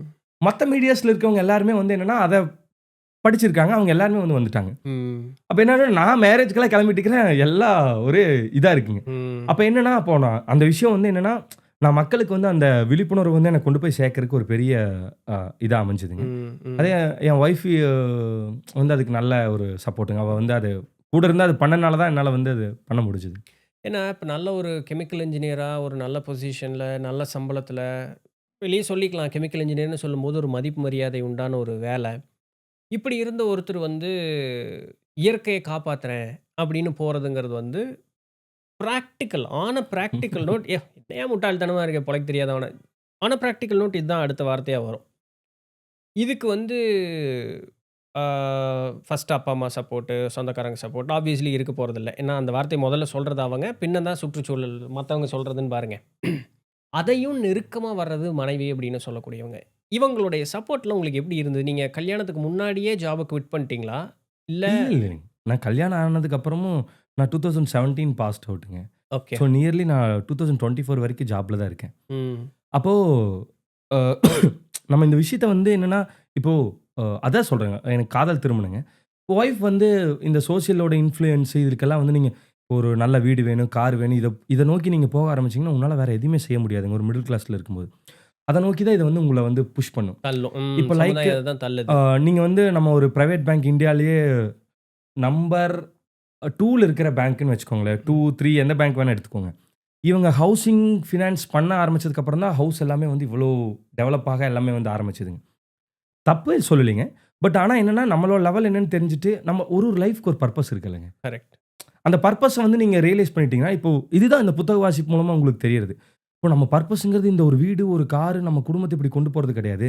நான் வேலை செய்றது வந்து என்னன்னா, நான் இயற்கையை பாதுகாத்துருவேன் அப்படிங்கிறத தாண்டி முதல்ல என் குடும்பத்த சேவ் பண்ணணும்னாலே எனக்கு வந்து அந்த இயற்கையை வந்து புரொடெக்ட் பண்ணணும் அப்படிங்கிறது தான் விஷயம். இப்போ ஃபர்ஸ்ட்டு சொல்லணும்னா, ஃபர்ஸ்ட்டு நான் என் குடும்பத்துக்காக தான் வேலை செய்றேன். புரியுதுங்களா? என் குழந்தை வந்துச்சுன்னா, அந்த குழந்தைக்கு வந்து நாளைக்கு நல்ல ஆக்ஸிஜன், நல்ல இது இல்ல அப்படின்னு சொன்னா, அதுக்கு அந்த குழந்தைக்கு வந்து நான் என்ன பண்ண முடியுங்க? என்ன உங்களால குடுக்க முடியும்? வீடு எல்லாமே வந்து வச்சிருப்பீங்க. தண்ணி எப்படி நீங்க குடுப்பீங்க? ம். உங்களால என்ன அஷ்யூரன்ஸ் குடுக்க முடியும்? ம். காத்துக்கு நீங்க என்ன அஷ்யூரன்ஸ் குடுப்பீங்க? இதெல்லாம் நான் இப்ப இருந்து பேசினேன் அப்படின்னா, என்ன வந்து பைத்தியமா பார்ப்பாங்க. "அப்பா ம். நல்ல தண்ணி, நல்ல காத்துன்னு பேசிட்டு இருக்கிறான். யாருப்பா?" அப்படிம்பாங்க. யூ ஜஸ்ட் இமேஜின் டெல்லில என்ன ஆச்சுங்க? ஆமா. இப்ப டெல்லி ரொம்ப மோசமான ஒரு சூழல்ல இருக்குல்ல. அதாவதுங்க ஏர் குவாலிட்டி இண்டெக்ஸ்ன்னு சொல்லுவாங்க. ஆமா. அது வந்து என்னன்னா ஒரு 50 எல்லாம் இருந்ததுன்னா ரொம்ப நல்லதுங்க. ம். அங்க இருக்கிறது 400. ம். அங்க என்ன சொல்றாங்க, ஏர் பியூரிஃபையரோட சேல்ஸ் ரொம்ப பீக்ல இருக்கு. ம். மக்கள் வந்து என்னன்னா, அங்க ஸ்ட்ரிக்ட்டா லிட்டரலா சொன்னதுங்க. ஸ்கூலுக்கு வர வேண்டாம் நீங்க. ஓ! வீட்ல இருந்துக்கோங்க. ஓ! லீவ் விட்டாங்க. ம். டெல்லில எல்லாமே. இது நடந்தது. ம். பெங்களூர்ல 2023ல வாட்டர் ஸ்கார்சிட்டி. ஆமா. 10,000 போர்வெல்ல தண்ணி இல்ல. இல்ல. இப்ப நீங்க இருக்கிறது எந்த வருஷத்துல இருக்கீங்க? 2025ல இருக்கீங்க. இப்ப போர்வெல்ல தண்ணி இல்ல. ம். அப்புறம் இனி போக போக வந்து பார்த்தீங்கன்னா, மழையோட அளவு கம்மியாகும். ம். தண்ணி இல்லைன்னா அங்க யார் தங்குவாங்க? ம். இது என் ஃப்ரெண்டுக்கு நடந்த ஒரு விஷயங்க. அவங்க அப்பா வந்து அங்க ஒரு ஃப்ளாட் வாங்கிட்டாங்க. எங்க? பெங்களூர்ல, ஒயிட்ஃபீல்டுல. இந்த வாட்டர் ஸ்கார்சிட்டி வந்தோனே 30% மொத்த எல்லாம் வேல்யூ போச்சு. டவுன். உங்களுக்கு ஒரு சிம்ப்டம்ஸ் வந்து தெரியுதுல்லங்க. ம். அப்ப இது என்னன்னா, நம்ம அடிப்படை நல்ல காற்று, நல்ல குடிநீருங்கிறது தான் ரொம்ப முக்கியம். நான் வந்து இறங்கி இது எல்லாத்தையும் மாத்திருவேனா அப்படிங்கிறது இல்லைங்க. ஆனா என்னால என்ன முடியுதோ அத நான் செஞ்சுட்டு அதான் நான் ஒரு இனிஷியலே சொன்ன பாயிண்ட் தாங்க. சும்மா சாகிறத விட போராடி சாகிறது மேல். ம். அதுல கிடைக்கிற உங்களுக்கு ஒரு மன திருப்தி வந்து உச்சபட்சம். அப்படி பார்த்திருந்தா பகத்சிங் வந்து தூக்குல போடும்போது, அவரு தான் மரணத்தால அ வெரி கிளியரா அந்த அந்த டிசிஷன் வந்து எடுத்திருக்காங்க. ஒரு 24 வயசு பையனுக்கு வந்து அவ்ளோ தாட் ப்ராசஸ் இருந்திருக்குமானா, இருந்திருக்கு அவருக்கு. அவர் என்ன சொல்றாரு, நான் வாழ்ந்து என்னால என்ன ஒரு மாற்றத்தை ஏற்படுத்த முடியுமோ, அது என்னோட மரணம் அத ஏற்படுத்துது அப்படின்னா, அதுக்கு நான் தயாரா இருக்கேங்கிறது தான் அது மீனிங். அது அவர் அப்படிதான் போறாரு. இப்ப நான் சைக்கிளிங் பண்ணும்போது சும்மா இப்படி இப்படி போயிட்டு வர ரூட் இல்லைங்க. அதெல்லாம் மலை, ஹில் ஸ்டேஷனு. கோயம்புத்தூரை விட 3 மடங்கு, 4 மடங்கு இருக்கிற இடம். நான் மரணத்தை எல்லாம் தழுவி வந்திருக்கேங்க. அப்போ அதில சும்மா அந்த அந்த விஷயங்கள் எல்லாம் நம்ம பண்ணலிங்க. எனக்கு உண்மையிலுமே அந்த உணர்வு வந்து உள்ளுக்குள்ள இருக்கு. அது என்னன்னா, இதனால தான் நான் சொல்றதுங்க, நீங்க புத்தகம் வாசிங்க அப்படின்னு. ஏன்னா, அந்த ஒரு லெஜண்ட் வந்து அந்த இடத்துல எப்படி வாழ்ந்திருக்காரு, அத கிராஸ் பண்ணி வந்தவங்க அந்த வார்த்தைகள சொல்லியிருக்காங்க. ம். அந்த வார்த்தைகள நீங்க ரிமெம்பர் பண்ணும்போது உங்களுக்குள்ள ஒரு ஊக்கம் வரும் இல்லைங்களா? கண்டிப்பா வருங்க. அந்த அந்த உணர்வு ஒரு மரணத்தோட தருவாய்க்கு போம்போது, அந்த மரணம் வந்து எப்படி இருக்குங்கிறத நீங்க உணர்வீங்க. நான் அத உணர்ந்திருக்கேன். அதனால சொல்றேங்க. அதுக்கப்புறம் என்னன்னா, அது எல்லாமே வந்து என்ன லிட்டரலா பண்ணுது. அந்த அனுபவத்த நம்ம அடுத்தது ஆமா. நான் வந்து ஒரு கேள்வி வச்சிருக்கேன் ஆக்சுவலா அது. அது அதில சொல்றேங்க நான். இப்ப நீங்க வந்து கிரீன் கார்டியன் அப்படின்னு சொல்லக்கூடிய அந்த ஒரு இத வந்து முன்னெடுத்திருக்கீங்க. அப்படின்னா என்னன்னு மக்களுக்கு சொல்லுங்களேன்? இப்போ இப்போ நம்ம வந்து ஒரு ரொம்ப சிம்பிளா சொல்லணும்னா, ஒரு விஷயத்தையும் வந்து ஒரு புரொடெக்ட் பண்றதுக்கு ஒரு பெர்சன் வந்து தேவைப்படுதுங்க. இப்போ சேவையா மக்கள் வந்து செய்யும்போது வரும்போது, இப்ப அவங்களால வந்து அதெல்லாம் வந்து செய்ய முடியறது இல்லைங்க. இதான் ஃபேக்ட். அப்ப இது செஞ்சா எனக்கு என்ன பலன் நினைக்கிறாங்க ஓகே. School students. இப்போ ஸ்கூல்ல எல்லாம் போய் நம்ம சாப்லிங்ஸ் எல்லாம் குடுத்தோம்னாலே, அந்த குழந்தைங்க வந்து என்ன பண்ணுச்சுன்னா, இது வளர்த்தனா எனக்கு என்ன கிடைக்கும்னு நினைக்குது. ஆக்ஸிஜன் கிடைக்கும் இதெல்லாம் சொன்னா அதெல்லாம் வந்து அவங்களுக்கெல்லாம் புரியாதுங்க. அப்ப அந்த குழந்தைகளுக்கு என்னன்னா, நம்ம வந்து சில காம்படிஷன் வைக்க வேண்டியதா இருக்கு. இத வளர்த்தி கொண்டு வாங்க. உங்களுக்கு ரிவார்ட்ஸ் இருக்கு அப்படிங்கிற மாரி. அப்ப இதே மாரி நம்ம பப்ளிக் பிளேஸ்ல வைக்கிற ட்ரீஸ வந்து புரொடெக்ட் பண்றதுக்கு, இப்போ நெறைய பசங்களெல்லாம் வந்து பார்த்தீங்கன்னா, படிக்கிற கஷ்டப்படுற பசங்க இருக்காங்க. அவங்களோட வாழ்க்கை சூழலே அந்த மாரி இருக்கு. அப்ப என்னன்னா, இந்த பசங்களுக்கு ஈவினிங் வா, வச்ச மரத்துக்கு தண்ணி ஊத்து, ம். பராமரிச்சுக்கோ. உன்னோட எஜுகேஷன் ஃபீஸ நான் கட்டுறேன். ஓ! உனக்கு இந்தோட இதுல நீ வந்து கிரீன் கார்டியன். ம். இப்ப படிச்சு முடிச்சுட்டு வேலை வாய்ப்பு இல்லாம இருக்கிற ஸ்டூடண்ட்ஸ்க்கும் இன்னும் அடுத்த ஸ்டெப்பா அதான் கொண்டு வர்றாங்க. ம். அத எலாபரேட் பண்றதுக்கான வேலைகள் எல்லாமே போயிட்டு இருக்குங்க. நம்மளே ஓனா நர்சரி எல்லாம் பண்ணி, அதுக்கான ட்ரீஸ் வளர்த்தறதுக்கெல்லாம் ஏற்பாடு பண்ணிட்டு இருக்கோம். அப்ப அங்க வந்து பார்ட் டைமா வந்து ஈவினிங் வந்து செடிகளுக்கெல்லாம் தண்ணி குடுத்துரு. உனக்கு என்னன்னா, அந்த குழந்தை வந்து அது அந்த அந்த ஸ்டூடண்ட் வந்து அதுக்காக தயார்படுத்துறான். நம்ம அந்த சமூகம் சார்ந்த சிந்தனையும் வருது. சேம் டைம் அவனுக்கு அது ஒரு பார்ட் டைமா இருக்கிறான். அவனுக்கு ஏதாவது அவனுக்கு அதுல ஒரு வருமானம் நம்ம குடுக்க முடியுதுங்க. அப்ப இதுதான் கிரீன் கார்டியன். ம். சும்மா ஒருத்தங்கள வந்து நீங்க எதுவுமே குடுக்காம பண்ண முடியும் அப்படிங்கிறது சாத்தியம் இல்லாத ஒரு விஷயம். ம். ரியாலிட்டில. கண்டிப்பா, கண்டிப்பா. ஸோ, அது அப்படிதான் நம்ம வந்து கிரீன் கார்டியனா வந்து ஒரு ஏரியாவுக்கு போம்போதும், அந்தந்த ஏரியால அந்த பசங்க யாராவது இருக்காங்களா, அவங்கள போடுறதுங்க. அப்படி இல்லைன்னா, நம்மள சார்ந்து இருக்க பசங்களுக்கே போய் அங்க தண்ணி விட்டுறக்கு எல்லாம் பண்ணிட்டு வர்றது. இப்ப வரைக்கும் நம்ம அப்படிதான் பண்ணிட்டு இருக்கோம். பரவாயில்லைங்களா? உங்களுக்கு சப்போர்ட் பண்றக்கு ஆட்கள் உண்டா இதுக்கு எல்லாமே? இல்லைங்க. அதான் நம்ம நேர்மையா இப்போ நீங்க உள்ளுக்குள்ள இறங்கி வேலை செய்றது தான். இப்போ பார்த்துட்டு இருக்கிற நிறுவனங்கள் ஏதாவது சிஎஸ்ஆர் கம்பெனிஸ் இருந்துச்சு அப்படின்னா, நம்ம கிட்ட அப்ரோச் பண்ணலாங்க. நம்ம அவங்க கிட்ட அப்ரோச் பண்றதுக்கு தயாரா இருக்கோம். ம். எப்பவுமே அது எப்படின்னா வின் வின் டீலா போம்போது அது வந்து நடக்குதுங்க. ரியல் பிராக்டிகல் ஒர்க் அவுட் அப்படிதான் ஆகுது. கரெக்ட். ஒரு கம்பெனி வந்து நம்மளுக்கு சப்போர்ட் பண்றாங்கன்னா, அந்த கம்பெனிக்கும் வந்து சமூகம் சார்ந்து செய்ய வேண்டிய கடமை இருக்கு. அப்ப நம்ம அது என்னன்னா, நம்ம அதே ஃபீல்டுல இருக்கோம். அப்ப அந்த அவங்க கிட்ட அப்ரோச் பண்றது, அவங்க பண்றதுங்க. ஒரு சில நல்ல மனிதர்கள். ம். தன்னால இந்த சொசைட்டிக்கு ஏதாவது ஒண்ணு பண்ணிறணும்னு நெனச்சிட்டு இருக்கவங்களுக்கு, அப்ப என்னன்னா அந்த இடத்துல அதுக்கு பிளாட்ஃபார்ம் தேவைப்படுதுங்க. ம். இப்ப நம்ம அந்த அந்த ரிஸ்க் எடுக்கும்போது தான் இத வந்து நம்மளால பண்ண முடியுது. பண்ண முடியுது இல்லைங்களா? ஸோ, இப்ப இது போல இருக்கக்கூடிய ஒரு தன்னார்வ நிறுவனமோ, இல்ல யாராவது ஒரு தனி மனிதன் ஆனாலும் சரி, ஒரு கம்பெனியிலேருந்து, கார்ப்பரேட்லேருந்து ஒரு தனி மனிதன் ஆனாலும், இந்த மாரி என்னால ஃபீல்டுக்குள்ள வர முடியாதுப்பா. ஆனா, என் பங்கு வந்து இருக்கணும்னு விருப்பப்படுறவங்கிறவங்க உங்கள்ட்ட கான்டாக்ட் பண்ணாலும் நீங்க அவங்கள பண்ணி குடுக்க முடியும் இல்லைங்களா? இல்லைங்க. நான் அதுதான் சொல்றேன். இப்போ எனக்கு என்னன்னா, இப்போ நம்ம மரம் வச்சு எல்லாமே வந்து பராமரிச்சு எல்லாமே பார்த்துட்டு இருக்கோம். இப்போ இந்த மாதிரி ட்ரீ பிளான்டேஷன் பண்ணணும்னு நினைக்கிறவங்க நம்மள தாராளமாக வந்து அப்ரோச் பண்ணலாங்க. இந்த மாதிரி விஷயத்துக்கு சப்போர்ட் பண்ணால் இன்னும் நம்மளால வந்து நிறையா இடங்கள வந்து பண்ண முடியும். நம்ம பிளான்டேஷன் பண்ணுறது எல்லாமே சேலஞ்சிங்கான இடம் தாங்க. சும்மா ம். நார்மலாக காம்பவுண்ட் இருக்கிற இடத்துல கொண்டு போய் வச்சுட்டு நான் பண்ணிட்டேன் அப்படிங்கிறது இல்லைங்க. ஒரு உண்மையிலுமே அந்த சூழல்ல வந்து சேலஞ்ச் இருக்குங்க. அந்த மாதிரி இடத்துல மரங்கள கொண்டு வந்தோம்னா, ஃபியூச்சர்லயே அந்த மரங்களுக்கு வந்து எந்த பாதிப்பும் ஆகாம இருக்கும். கரெக்ட். ஸோ அந்த மாதிரி நம்ம எஃபோர்ட் போட்டு தான் அந்த விஷயத்த பண்றோம். பார்க்குறவங்க அந்த மாதிரி யாராவது இருந்தாங்கன்னா, தாராளமா வந்து அவங்க சப்போர்ட் பண்ணலாங்க. அவங்கள இருகரம் கூப்பி நம்ம என்னைக்குமே வரவேற்கிறோம். நான் இங்க ஹைதராபாத்ல வந்து இந்த ஹார்ட்ஃபுல்னஸ் ஃபவுண்டேஷன் ஒண்ணு இருக்குங்க. அவங்களோடது கானா, அந்த இடம் பேரு கானா. ஓகே. அந்த ஊர் பேருங்க அது. ம்.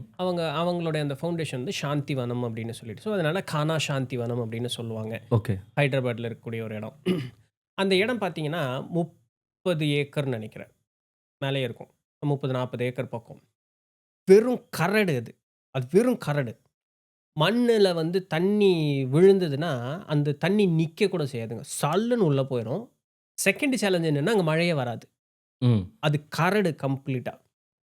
அங்க போயி இவங்க ஒரு இடம் வாங்கி இன்னைக்கு பார்த்தீங்கன்னா, அதுக்கு பேரே சாந்தி வனம்னு மாத்திட்டாங்க. அது வெறுமனே பேர் வைக்கல. இன்னைக்கு அது உண்மையாலுமே காடு. ம். எப்படின்னா, இவங்க வந்து அவ்ளோ அதிகமா அந்த ரிசர்ச் பண்ணி, அந்த தண்ணி நிக்காதுன்னு தெரிஞ்சுக்கிட்டாங்க. இப்ப தண்ணிய நிக்க வைக்கணுங்கிற அந்த ஒரு சேலஞ்ச் இது பண்ணி, அதற்கு வந்து அந்த கறி கட்டை அது இதெல்லாமே போட்டு, அந்த மரத்த நட்டி இது பண்ண ஆரம்பிச்சுட்டாங்க. தண்ணிய வந்து நீர் தேக்கங்கள் கொண்டு வந்தாங்க. அதுல ஒரு வார்த்தைய சொல்றாங்க. இப்ப நம்மளுடைய குளங்குட்டையெல்லாம் அழிச்சுக்கிட்டு இருக்காங்க மக்கள். அந்த ஒரு கரடா இருந்த இடத்த வந்து காடா மாத்துறதுக்கு உண்டான அஸ்திவாரம் முதல் பணியே என்ன அப்படின்னு சொன்னா, 4 குளங்கள அங்க உள்ள வெட்டுனது தான். அங்க நீர தேக்க ஆரம்பிச்ச உடனேயே, இயற்கையாகவே வந்து அந்த சுற்றுச்சூழல்ல நீர் தங்கக்கூடிய ஒரு தன்மை அங்க கிடைக்க ஆரம்பிச்சிருந்திருக்கு. அதற்கப்புறம் இவங்க வந்து அந்த சயன்டிஃபிக்கல் மெத்தட் ஒரு சயின்ஸ் கெமிக்கல் எல்லாம் ஒண்ணும் கிடையாது. கறிக்கட்ட அந்த இது அப்புறம் இன்னும் கொஞ்சம் எல்லாம் போட்டு, ஒரு பருவநிலைக்கு ஒரு மரம் வளரும். இன்னொரு பருவநிலைக்கு இன்னொரு மரம் வளரும். இப்ப என்ன பண்ணிடுறாங்கன்னா, 2யும் இப்டி இப்டி பக்கத்துல வச்சுர்றது. இது இலை உதிரும் பொழுது இது காய்ச்சிருக்கும். இது இலை உதிரும்போது இது காய்ச்சிருக்கும். மரத்தினுடைய செடி தலை இல்லாம எங்கேயுமே நம்மனால பார்க்க முடியாது. ம். தவிர இன்னும் வந்து அவங்க அதிகமா ரிசர்ச் பண்ணி எப்படி வந்து இந்த வறண்ட இடங்கள்ல குடுக்கலான்னு சொல்லி, ரிசர்ச் இன்னும் பண்ணிட்டே இருக்காங்க. ஒரு ஆர்&டி டிபார்ட்மெண்ட் வச்சிருக்காங்க. பட் அத வந்து பியூர் ஆர்கானிக்கா மட்டுமே பண்றாங்க. வெளியில இருக்கிறவங்களும் வந்து அத வாங்கிட்டு போய் நடுங்க அப்படின்னு சொல்லி இப்ப அத என்ன பண்ணிட்டாங்கன்னா, அவ்வளோ பெரிய அந்த வனத்த, அங்க அந்த சுற்றுச்சூழல்ல இருந்த அந்த மக்களையே, "நீங்க உள்ள வாங்க, வேலை செய்யுங்க" அப்படின்னு சொல்லி தே ரெக்ரூட்டட் தெம். ஸோ சம்பளம் குடுத்து, "இது நீ பராமரிச்சுட்டேன்னா போதும்" அப்படிங்கிற மாரி இட்ஸ் பியூட்டிஃபுல் பிளேஸ் பாருங்க. உங்களுக்கு வெயில் அடிச்சாலுமே, நீங்க அங்க எங்க வேணாலும் சுத்திக்கலாம். உங்களுக்கு அந்த சூடு தெரியாது. கண்டிப்பா. ஒரு கரடு நிலத்த வந்து இன்னைக்கு காடாவே மாத்திட்டாங்க. அருமையான ஒரு இது. வாய்ப்பு நீங்க ஒரு தடவலாம் அதெல்லாம் போய் பார்க்கணும் கண்டிப்பா. கண்டிப்பா. கானா சாந்திவனம் அப்படின்ட்டு. இப்போ இது வந்து நான் ஒரு இடத்துக்கு போனதுனால எனக்கு தெரிய வருது. இது போல நீங்க இந்த மாரி சைக்கிள் பயணங்கள் வெளி ஊர்களுக்கு, நாடுகளுக்கெல்லாம் போகும்பொழுது, என்ன மாதிரியான அனுபவங்கள் உங்களுடைய அந்த பயண அனுபவங்கள கொஞ்சம் சொல்லுங்களேன்? இல்லைங்க. இப்போ இதில நீங்க சொன்ன மாரி தமிழ்நாட்டிலேயே நெறைய இடத்துல நம்மாழ்வார் ஐயா வந்து பண்ணியிருக்காருங்க. எல்லாமே ஓகே. ஃபீல்டுலயே அவரு சாதிச்சு காமிச்சிருக்காரு. அவருக்கு வந்து வழிகாட்டுனவரே வந்து ஒரு இங்க இந்த ஆரோவில் சொல்றோமில்லங்க. ம். அந்த பாண்டிச்சேரி போற வழியில ஒருத்தவங்க வந்து இந்த மாரி தாங்க. அது 12 ஏக்கர்ன்னு நெனைக்கிறேங்க. ம். ஸோ, அதில வந்து இதே மாரி தான் அவங்களும் ஃபர்ஸ்ட்டு வந்து நீர சேமிக்கணும் அப்டின்னா, அத ஓடுறத நிறுத்தணுங்க. அதான் ஃபர்ஸ்ட் நீங்க சொன்னது கான்செப்ட் வந்து அதுதான். ஓடுறத நிறுத்தணும். அத சார்ந்த சூழலில அதே பண்ணிக்கும். இப்ப இந்த மரங்கள் வந்து நம்ம வைக்கும்போது, இப்போ ஒரு ரொம்ப சகதியா இருக்கிற ஒரு ஆறு, ஏரி, குளம், குட்டை எல்லாம் எடுத்துக்கோங்க.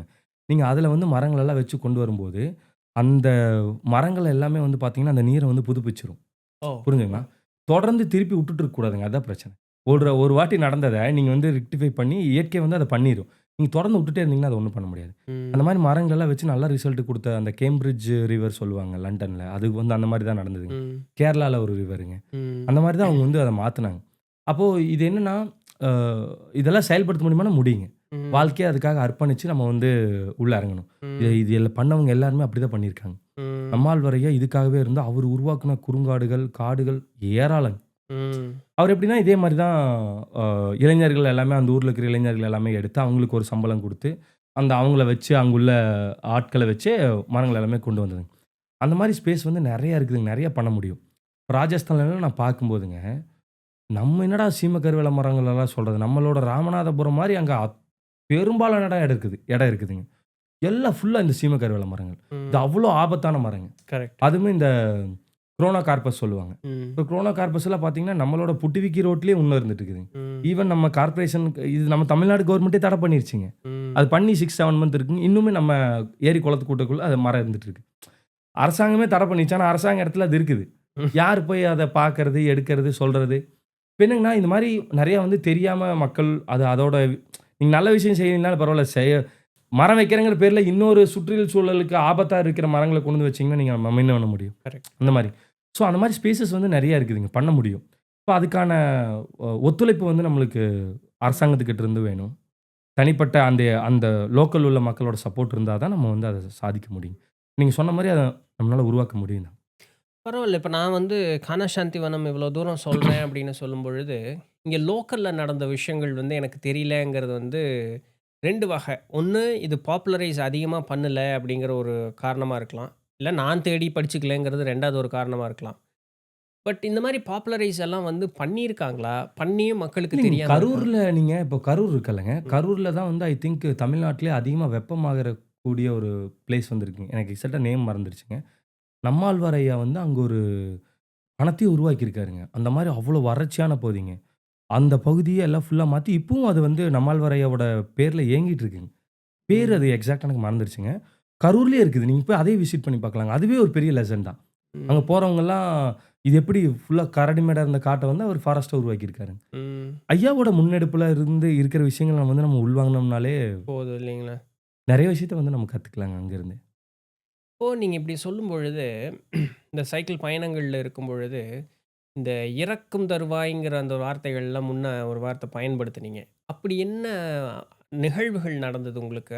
ஏன்னா நான் ஏன் இத கேட்க வரேன்னா, இப்ப காலையில பள்ளிக்கூடத்துக்கு போன பையன் கிரவுண்ட்ல விளையாடும்போது உழுந்துட்டான்னா, அன்னைக்கு அடுத்து 2 நாள் லீவ் போட்டுட்டு ஐயோ அம்மாங்கிற மாரி அன்னைக்கு அம்மாக்கள் ஆயிட்டாங்கன்னு பாருங்களேன். இந்த மாரி சூழல்லாம் கேட்கும்பொழுது, ஒண்ணு நமக்கே ஒரு செகண்ட் கருக்குனாயி போயிரும். வீட்லலாம் அது தெரியும் பொழுது இன்னும் பெரிய ஒரு இதா இருக்கும். அப்படி ஒரு சூழல் இருந்தாலும் நீங்க இன்னைக்கு அத பண்ணிட்டு இருக்கீங்கங்கிறது ஒரு பெரிய பாராட்டத்தக்க விஷயம் தான். என்ன மாரி அந்த நிகழ்வுகள் நடந்ததுன்னு சொல்லுங்களேன்? இல்லைங்க, அது வந்து லடாக்கோட அ இருக்கறதுலயே இந்தியாலயே வந்துங்க டிஃப்ரெண்ட் ஒரு ரூட்டு, ஒரு கம்ப்ளீட்டா நம்ம இதுவரைக்கும் பார்த்த ஜோன்லேருந்து அது வேற மாரி இருக்குங்க. எஸ்பெஷலி இந்த ஹிமாச்சல் பிரதேச தாண்டி போனதுக்கு அப்புறங்க, அட்டல் அ அ அட்டல் பிஹாரி டனல்ன்னு சொல்லிட்டுங்க, அ அங்க ஒரு பாயிண்ட் ஒண்ணு இருக்குங்க. அது ரொம்ப இம்பார்ட்டன்ட்டான பாயிண்ட். அத தாண்டுனதுக்கு அப்புறமே லேண்ட்ஸ்கேப் எல்லாமே மாறிருங்க. ம். என்னன்னா, நீங்க வந்து உங்களோட ஆல்டிட்யூட் வந்து ஜாஸ்தியாயிட்டே போகும். ம். அப்ப என்னன்னா, ஆக்ஸிஜனோட அளவு வந்து கம்மியாயிட்டே குறையும். போகும். இப்போ அபோவ் 11,000க்கு மேல தான் சைக்கிளிங்கே பண்ணணுங்கிறது புது அனுபவம். ஓகே. நம்ம நார்மல் ரோட்ல பண்றத நீங்க பண்ணிறலாம். வெயில் அடிக்கும், மழை அடிக்கும், ஓகே. இது என்னடா அபோவ் 11,000 ஃபீட், 12,000 ஃபீட், 13,000 ஃபீட் எல்லாம் ரியலி சேலஞ்சிங். அப்போ அந்த மாரி இடத்துக்கு போம்போது ஷின்குலா டாப்ன்னு ஒரு பாயிண்ட்டுங்க. எக்ஸாக்ட்டா ஹிமாச்சல் பிரதேஷ்க்கும், லடாக்குக்கும் அது ஒரு பார்டர் பாயிண்ட் மாரிங்க. அது கிட்டத்தட்ட ஒரு 16,000 ஃபீட்டுக்கு மேல இருக்குங்க அந்த பாயிண்ட். இப்ப என்னன்னா, இதுவரைக்கும் கீழ போனா தானங்க நம்ம அப்படியே கீழ போயிட்டுருக்கிறோம். அங்க அப்பயே செக் போஸ்ட்ல சொல்றாங்க, நீங்க கொஞ்சம் பார்த்து போகணும். மேல போக போக ஆக்ஸிஜன் நல்லா கம்மியாகும். நமக்கு அதுல எக்ஸ்பீரியன்ஸ் இல்லைங்க. ஓகே, நம்ம இவ்வளோ தூரம் வந்தாச்சு. இத பண்ண மாட்டோமா அப்படின்னு சொல்லி போயாச்சுங்க. போக போக போக போக இது காலையில வந்து 9:30க்கெல்லாம் நாங்க ஸ்டார்ட் பண்ணி நான் போயிட்டு இருக்கிறேங்க. போக போக போக மூச்சு நார்மல்ல அடைக்காது. இருந்து நம்மளுக்கு மூச்சு திணறல் வந்து எனக்கு தெரியுதுங்க. அதுவும் சைக்கிளிங் பண்ணி போறது ரொம்பவுமே சேலஞ்சிங். இப்போ இங்க என்ன ஆகுது, நீங்க அந்த பாயிண்ட்ல வந்து நான் போயிட்டு இருக்கிறேன். போயிட்டு இருக்கும்போது என்னங்கன்னா, எக்ஸாக்ட்டா அங்க வந்து நீங்க இன்னும் டெம்பரேச்சர் உங்களுக்கு ஹைட் ஆக ஆக உங்க டெம்பரேச்சர் டவுன் ஆகும். 2 சைடும் வந்து ஐஸ் கட்டி தான். லிட்டரலா. அந்த ரோட வந்து கிளீன் பண்ணியிருக்கிறாங்க. அந்த ரோட்ல தான் நீங்க போவீங்க. இங்க என்ன நடக்குது, நான் மேல போக போக சூரிய ஒளி வந்து வர ஆரம்பிக்குது. அப்ப வந்து ஐஸ் எல்லாம் மெல்ட் ஆயி தனியா போயிட்டு இருக்குது. இப்ப இந்த ரூட்ல என்னன்னா, உங்களால சைக்கிள் ஓட்டுறது முடியாது. ம். இப்போ நீங்க நார்மலா மழை பெஞ்சு நீங்க ஓட்டியிருப்பீங்க. ஐஸ் பாதி நிக்குது, தண்ணி பாதி நிக்குதுன்னா, அதுல எப்படி ஓட்டுவீங்க? ஃப்ரிக்ஷன் அந்த கிடைக்காது இல்லைங்களா? கிடைக்காதுங்க. ம். லிட்டரலா மகட்டி விட்டுரும். மோட்டிவ் நீங்க ஏதாவது எங்க போய் மோதுனீங்கனாலும் உங்களுக்கு எடுத்து பாதுகாக்கிறதுக்கெல்லாம் அங்க யாருமே கிடையாது. கிடையாது. இதான் ஃபேக்ட். அப்ப ஏன்னா அங்க இருக்க முடியாதுங்க. நான் போயிட்டு இருக்கேன். சாயந்திரம் 5:30 ஆயிடுச்சுங்க. அங்க என்னன்னா 7:00 வரைக்கும் வெளிச்சமா இருக்கும். ம். நான் போனது அது ஏப்ரல் மந்த்துங்க. ஏன்னா அதுக்கும் நெறைய ரெஸ்ட்ரிக்ஷன் எல்லாம் தாண்டி தான் நம்ம உள்ள போனோம். அப்போ உள்ள போகும்போது எனக்கு நான் அங்கிருந்து இன்னும் 2 கிலோமீட்டர்ஸ் வந்து போணும். 2 கிலோமீட்டர்ஸ்ங்கிறது உங்களுக்கு 200 கிலோமீட்டர் ஓட்டுற அளவுக்கான டிஸ்டன்ஸா தெரியுங்க. அவ்வளோ ஹைட்ல. அப்படியே ஒரு 100 மீட்டர் போவீங்க. அப்படியே நான் நின்றுவேன். இப்ப எனக்கு வந்து ஒரு கட்டம் ஆக ஆக சாயந்தரம் ஆயிடுச்சுங்க. ம். இப்போ நான் அந்த பாயிண்ட்ட ரீச் பண்ணிர்றேன்னே வச்சுக்கோங்க. ம். ரீச் பண்ணிட்டு இங்கிருந்து நான் அந்த சைடு போகணும். ம். புரியுதுங்களா? ம். டெம்பரேச்சரு சாயந்தரம் ஆக ஆக வந்து உங்களுக்கு இன்னும் மைனஸ்ல போக ஆரம்பிச்சுரும். அந்த டைம்ல அது -7, 8 வரைக்கெல்லாம் இருந்ததுங்க ம். அங்க. இப்ப என்ன ஆகுது அப்படின்னா, எனக்கு இன்னும் 2 கிலோமீட்டர்ஸா நான் மெதுவா போயிட்டே இருக்கேங்க. போக போக போக நான் எடுத்துட்டு போன தண்ணி வந்து மெல்ட் ஆயிடுச்சு. ஓகே. தண்ணி வந்து Freeze ஃப்ரீஸ் ஆயிடுச்சு. இப்ப எனக்கு தண்ணி வேணும். ம். தண்ணி இருந்தா தான் கொஞ்சமாவது அது ஆக்ஸிஜனா கொஞ்சம் மாலிக்யூல் வந்து கன்வெர்ட் பண்றதுக்கு ஹெல்ப்ஃபுல்லா இருக்கும். அதுவும் இல்ல. நான் கையில கிளவுஸ் எல்லாமே போட்டிருக்கேன். கையெல்லாம் இப்படி வறச்சிருச்சு. ம். லிட்டரலா நான் அந்த பாயிண்ட் போய் சேரும்போதுங்க, அந்த ஃபோட்டோவ நீங்க பார்க்கலாம். மரண பீதியோட என் ஃபேஸ் இருக்கும். ம். ஃபுல்லா அப்படியே ஒரு ஒரு மாரி இருக்குங்க. கரெக்ட்டா அந்த இடத்துல வரும்போது இப்போ நெறைய பேர் கேட்கல, எப்படி ஃபோட்டோ எடுத்தாங்க அப்படின்னு. லடாக்ல அந்த சைடு இருந்து இந்த சைடு வர்றாங்க. ம். அவங்களுக்கும் அதே மாரி அந்த டைம் ஆயிடுச்சு. அவங்களும் இந்த சைடு கீழ இறங்கி ஆகணும். நான் அவங்களுக்கு ஆப்போசிட் சைடுல கீழ இறங்கணும். வர்றவங்க சொல்றாங்க, ரோடு ரொம்ப வொர்ஸ்ட்டு. ம். என்னால ஃபோட்டோவே எதுவுமே எடுக்க முடியலைங்க. என் கை ஃபுல்லாமே வந்து ஃப்ரீஸு. என்னால ஃபோனே ஆப்பரேட் பண்ண முடியலைங்க. அப்போ ஒருத்தர் வர்றாரு அங்க. அவங்க பைக்ல வந்தவங்க. அவங்க ஒரு 5, 6 பேரா வந்தாங்க. அவங்க வந்து என்னன்னா, அவங்க டக்குன்னு வந்தாச்சு இந்த பாயிண்ட்ல எடுத்து அவங்களும் போய் ஆகணும். அப்போ ஒருத்தர்கிட்ட நான் ரிக்வெஸ்ட் பண்ணி, இந்த மாரி எனக்கு ஒரு ஃபோட்டோ மட்டும் வேணுங்க. என் நம்பர நோட் பண்ணிக்கங்க அப்படின்னு சொல்லிட்டு நான் நம்பர் சொல்லிட்டு ஃபோட்டோ எடுக்கிறேன். லிட்டரலா எனக்கு வந்து அப்படிதான் இருக்குது. அதெல்லாம் வீடியோவே இருக்குங்க. எல்லாம் நடந்துட்டு இருக்குது. ஃபோட்டோ எடுத்துட்டு போனவரும் நல்லவரு. அவரு வந்து என் நம்பர ரிமெம்பர் வச்சு அனுப்பிச்சு விட்டாருங்க. இல்லைன்னா என்கிட்ட வந்து எந்த ப்ரூஃப்மே வந்து கிடையாது. கிடைச்சிருக்காது. அப்போ எனக்கு அந்த அந்த அந்த இடத்துல இதெல்லாம் முடிஞ்சதுக்கப்புறம் சைக்கிள நிப்பாட்டிட்டுங்க. ஒரு ஒரு லாங் பிரீத் எடுத்துட்டு நான் சொன்ன விஷயம் தான். அதாவது புத்தகத்துலலாம் படிச்சிருப்போம். எல்லாம் இருக்குங்க. இந்த பாயிண்ட் நான் கீழ வந்து போய் சேருவேங்கிறது எனக்கு உறுதி கிடையாது. கீழ வந்து அடுத்த 18 கிலோமீட்டர்ஸ்க்கு அந்த பக்கம் தான் உங்களுக்கு ஒரு ஆர்மி கேம்ப் இருக்குது. அங்க ரிக்வெஸ்ட் பண்ணி தான் நீங்க தங்கியாகணும். ஆனா கீழ போறதுங்கிறது நாட் ஈஸி. ம். ரோட்ல எல்லாமே ஐஸ், தண்ணி எல்லாம் கலந்திருக்கும்போது சைக்கிள் எல்லாம் பெரளுங்க. ம். இப்போ நான் போய் ஆகணும். அங்க என்ன சொல்றாங்கன்னா, இந்த பனிக்கரடி அந்த அது ஒரு ஸ்னவ் லெப்பர்டுன்னு சொல்லி ஆமா. ஸ்னவ் லெப் ம். அது ஒரு விசித்திரமான ஒரு இதுங்க. ம். கரெக்ட்டா நம்ம வரும்போது ஒரு வண்டி வந்து பிளாக் ஆயி அங்க நின்னுட்டு இருந்ததுங்க. முன்னாடி நான் அந்த 2 கிலோமீட்டர் இருக்கு முன்னாடி. அங்க தான் சொல்றாங்க, இந்த மாரி ஒருத்தர் வண்டி இதாயிடுச்சுன்னு சொல்லி தாங்க இறங்கி நடந்து வந்தாரு. லெப்பர்டு வந்து அவங்கள அடிச்சிருச்சு. அடிச்சிருச்சு. ம். பிளட் மட்டும் தான் நம்மளுக்கு தெரிஞ்சது. ம். அப்படி. என்னடா இதெல்லாம் எனக்கு என்னன்னா அந்த பாயிண்ட்ல போட்டு நம்ம கீழ போவோமா என்னன்னு தெரியல. கீழ போகாம எங்கேயாவது நின்னோம்னால ஏதாவது ஒண்ணு வந்து எல்லாம் ஃபுல்லா பயங்க. அப்ப இது என்னன்னா இந்த இடத்துல தான் நம்மளுக்கு தோணுச்சுங்க. லிட்டரலா நிறுத்திட்டு ஒரு லாங் பிரீத் எடுத்துட்டு நான் எனக்குள்ள சொல்றேன். சிவா உன்னால முடியும். அப்படியே நம்ம உயிர் போயிட்டாலும் பரவால்ல. நம்ம இந்த விஷயத்துக்காக தான் பண்ண வந்திருக்கோம். என் ஒய்ஃப் எல்லாம் என் ஒய்ஃப் வந்து பிரெக்னன்ட்ங்க. ம். 7 மந்த் பிரெக்னன்ட் அப்போ. நான் அது எதுவும் கூடயே இல்ல. எல்லாம் எனக்கு ஓடுது ஒரு மண்டைக்குள்ள. மைண்ட்ல ஓடுது. ம். ஒரு கண்ல இருந்து என்ன அறியாம தண்ணி எல்லாம் வருதுங்க. பட் ஆனா நான் கடைசியா சொன்னது இதுதான். என்னால முடியும். இவ்வளோ தூரம் இந்த இயற்கை வந்து உனக்காக பண்ணியிருக்கு. உன்ன கைவிட்டுறாது. ஆனா இதோட நம்ம இங்க நின்றக்கூடாது. ஏன்னா அந்த பாயிண்ட்ல நின்னோம்னா, அது இருக்கறதுலயே டாப் பாயிண்ட்டுங்க. நீங்க வந்து இன்னும் -10, -15 வரைக்கும் போயிரும். உங்களால டெஃபினட்டா காலையில வரைக்கும்லாம் சர்வைவல் பண்ண முடியாதுங்க. No doubt. அது எனக்கே தெரிஞ்சுச்சு. என்ன ஆயிட்டாலும் சரி நம்ம வந்து கீழ இறங்கி போவோம்ன்னு சொல்லிட்டு நான் போறேங்க. போகும்போது சைக்கிள் தடுமாறி கீழ விழுந்தாச்சுங்க. ம். எல்லாம் எனக்கு ஒண்ணும் முடியலைங்க. ம். அப்புறம் நான் மெதுமெதுவா போயிட்டு, இனி அவ்வளோதான்டா அப்படிங்கிற மாரி எனக்குள்ள அறியாம கண்லலாம் தண்ணி வர ஆரம்பிச்சுச்சுங்க. நான் போயிட்டு ஒரு இடத்துல திரும்புனா ஒரு ஜீப் வந்து நின்னுட்டு இருக்குதுங்க. பின்னாடி ஒரு கார வந்து அப்படியே வச்சு இழுத்துட்டு இருக்கிறாங்க. டர்ன்னு பார்த்தா அந்த அந்த வண்டி வந்து மாட்டிருச்சுங்க. கரெக்ட்டா நிக்கிறேன். ஒருத்தர் ஆப்போசிட்ல இருந்து என்ன பார்க்குறாரு. "कहाँ जा रहा है?" "साहब मैं नीचे जा रहा हूँ, मेरे को जाना." "नीचे कहाँ जाएगा?" அப்படின்னு சொல்லிட்டு அவரு என்கிட்ட இமிடியேட்டா சொல்றாரு. "நீ இதுக்கப்புறம் கீழ போனீன்னா உன்னாலலாம் நான் சொல்றேன் உன்னால சர்வைவல் பண்ண முடியாது. நீ இறந்துருவ" அப்படிங்கிறாரு அவரு. "மர் ஜாயேகா" அப்படின்னு சொல்லி ஹிந்தியில சொல்றாரு. எனக்கு ஒரு மாரி அப்படியே இருக்குங்க. "நீ சைக்கிள் தூக்கி வீசு. நீ வா ஃபர்ஸ்ட் வந்து என் கூட வண்டியில ஏறு. உன்ன கொண்டு போய் நான் வந்த பாயிண்ட்ல என்ன விட்டுர்றேன்" அப்படின்றாரு. கேம்ப்லயே விட்டுர்றேன்றாரு. எனக்கு சைக்கிள விட முடியலைங்க. ஆ. அதுதான் சொல்றேங்க. அதாவது நம்மள மனுஷனோட புத்தி வந்து அப்படிதாங்க. உயிர விட சைக்கிள் ஒண்ணும் முக்கியம் கிடையாது. ஆனா நம்ம உயிர் எப்படி சேவ் ஆயிரும்னு நீங்க தெரியும் போது உங்களுக்கு சைக்கிளும் தேவைப்படுங்கிற அந்த புத்தி வந்து வருது. இப்ப நான் வந்து எதுவுமே பேசலைங்க அவர்கிட்ட. அவரு என்னோட இதெல்லாம் பார்த்துட்டு, ஃபேஸ் கட்லாம் பார்த்துட்டு, "தமிழா நீ?" அப்படின்னாரு. "ஆமாங்க" அப்படின்னு சொல்லி நான் சொன்னேன். அப்ப அவரு தமிழ்ல பேசுறாரு. ம். எந்த பாயிண்ட்ல என்ன நடக்குதுன்னு பாருங்க. அப்படியே ஷாக் எனக்கு. அப்புறம் அவர் இருந்துட்டு, அ இன்னொரு இவர் வண்டி லாக் ஆன வண்டிய எடுக்க வந்த ஜீப் கிட்ட ரிக்வெஸ்ட் பண்றாரு. "இந்த பையனோட சைக்கிள் எல்லாம் தூக்கி போடுங்க. இந்த பையன வந்து கொண்டு போய் விட்டுறலாம். அவன் எப்படியோ பொழச்சுக்கட்டும்" அப்படின்னு சொல்லி. ஆ என்ன வந்து எடுத்து உள்ள கூட்டு போம்போது தண்ணியும் இல்ல, எதுவும் இல்ல என்கிட்ட. நல்லா ஃபுல்லா கையெல்லாம் விறைச்சிருக்குங்க. ஃபுல்லா ஒரு மாரி இருக்கேன் நானு. அப்போ கொஞ்சம் தண்ணி எல்லாம் குடுத்து அவங்க தான் என்ன கூட்டு போறாங்க. கூட்டு போய் விடும்போது என்னோட ஃபைல் எல்லாம் மிஸ் ஆயிடுச்சுங்க. அந்த சைக்கிள்ல நான் வந்து ஃபைல் எல்லாம் கட்டி ஓகே. வச்சிருந்தேன். இவங்க போன ஸ்பீட்ல எங்கேயோ ஃபைல் எல்லாம் போயிடுச்சு. ஓகே. அதே மாரி அந்த பர்சனோட நம்பர் என்னால வாங்க முடியாம போயிடுச்சுங்க. அவர் இல்லைன்னா இன்னைக்கு நான் இங்க இல்ல. ம், ம், லிட்டரலா எனக்கு இன்னுமே அந்த நன்றி உணர்ச்சி ம். அது என்னால இந்த பர்சன் யாருன்னு எனக்கு தெரியலையே அப்படிங்கிறது அது ஒரு மாரி எனக்குள்ள ஒரு ஃபீலிங்கா இருக்குங்க. என்னடா அப்படிங்கிற மாரி ஆயிடுச்சுங்க. ஆ, எனக்கு இப்பவும் நான் தெரியலைங்க இன்னும் பார்ப்போம். எனக்கு எந்த கான்டாக்ட் எதுவுமே வந்து இல்லைங்க.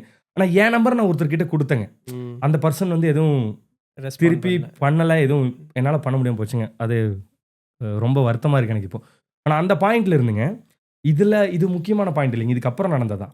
இது வந்து நியர்லி 15,000 சம்திங். நியர்லி 16,000 ஃபீட்டுங்க. இத தாண்டி நான் போயிட்டு இருக்கேன்.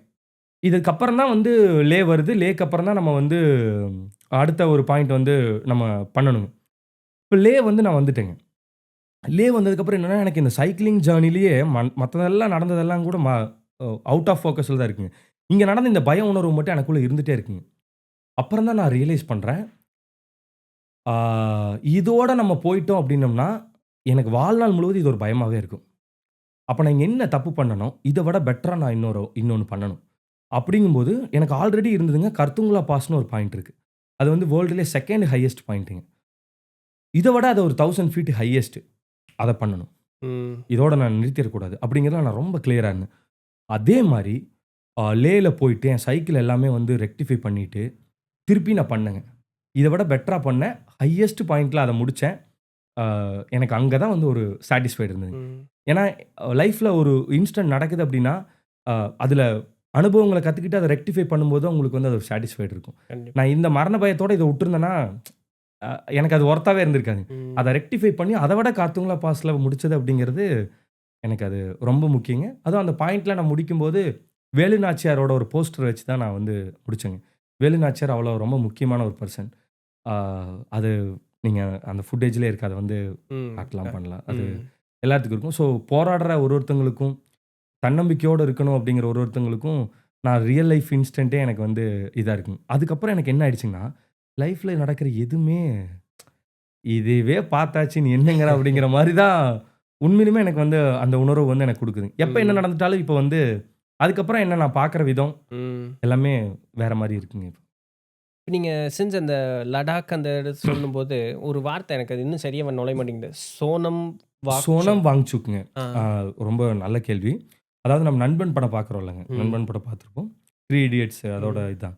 அதோட ரியல் கேரக்டர் வந்து ஆக்சுவலா அவரு இன்ஸ்பயர் ஆயி தான் அவரு வந்து அந்த ஸ்டோரிய ரைட் பண்ணியிருப்பாருங்க. ஆ, நம்ம மக்கள் எல்லாருமே பார்க்க வேண்டிய ஒரு ஸ்பாட்டுங்க. அங்க வந்து ஒரு படிப்பறிவு இல்லாத குழந்தைகளுக்கும், 10த்ல ஃபெயில் ஆயி இதுக்கப்புறம் தேறாது இருக்கிற குழந்தைகளுக்கு அவர் ஒரு செட்டப் வந்து ஒண்ணு பண்ணி வச்சிருப்பாருங்க. ஃபர்ஸ்ட்டு சோனம் வாங்சுக் அப்படிங்கிறவர் ஒரு கிளைமேட் வாரியர். ஓகே. இப்ப நான் வந்து என்னோட ஸ்டார்ட்டிங் ஸ்டேஜ்ல இருந்துட்டு இருக்கேங்க. அவரு தன்னோட லைஃப் ஸ்டைலே அப்படியே மாத்தி, சின்ன வயசுல இருந்தே அப்படி பண்ணிட்டு இருக்கவரு. நடைமுறை சாத்தியமா ஒரு கேம்பஸ் அப்படி உருவாக்கி இருக்கவரு. ம். நீங்க நம்ம யூஸ் பண்ற இப்ப நம்ம ஒரு வீட்ட எடுத்துட்டோம்னா, நம்ம அசால்ட்டா சொல்லிடலாம். மண்ணு யூஸ் பண்ணியிருக்கோம். அதே தப்பு தான். கல்லு யூஸ் பண்ணியிருக்கிறோம்.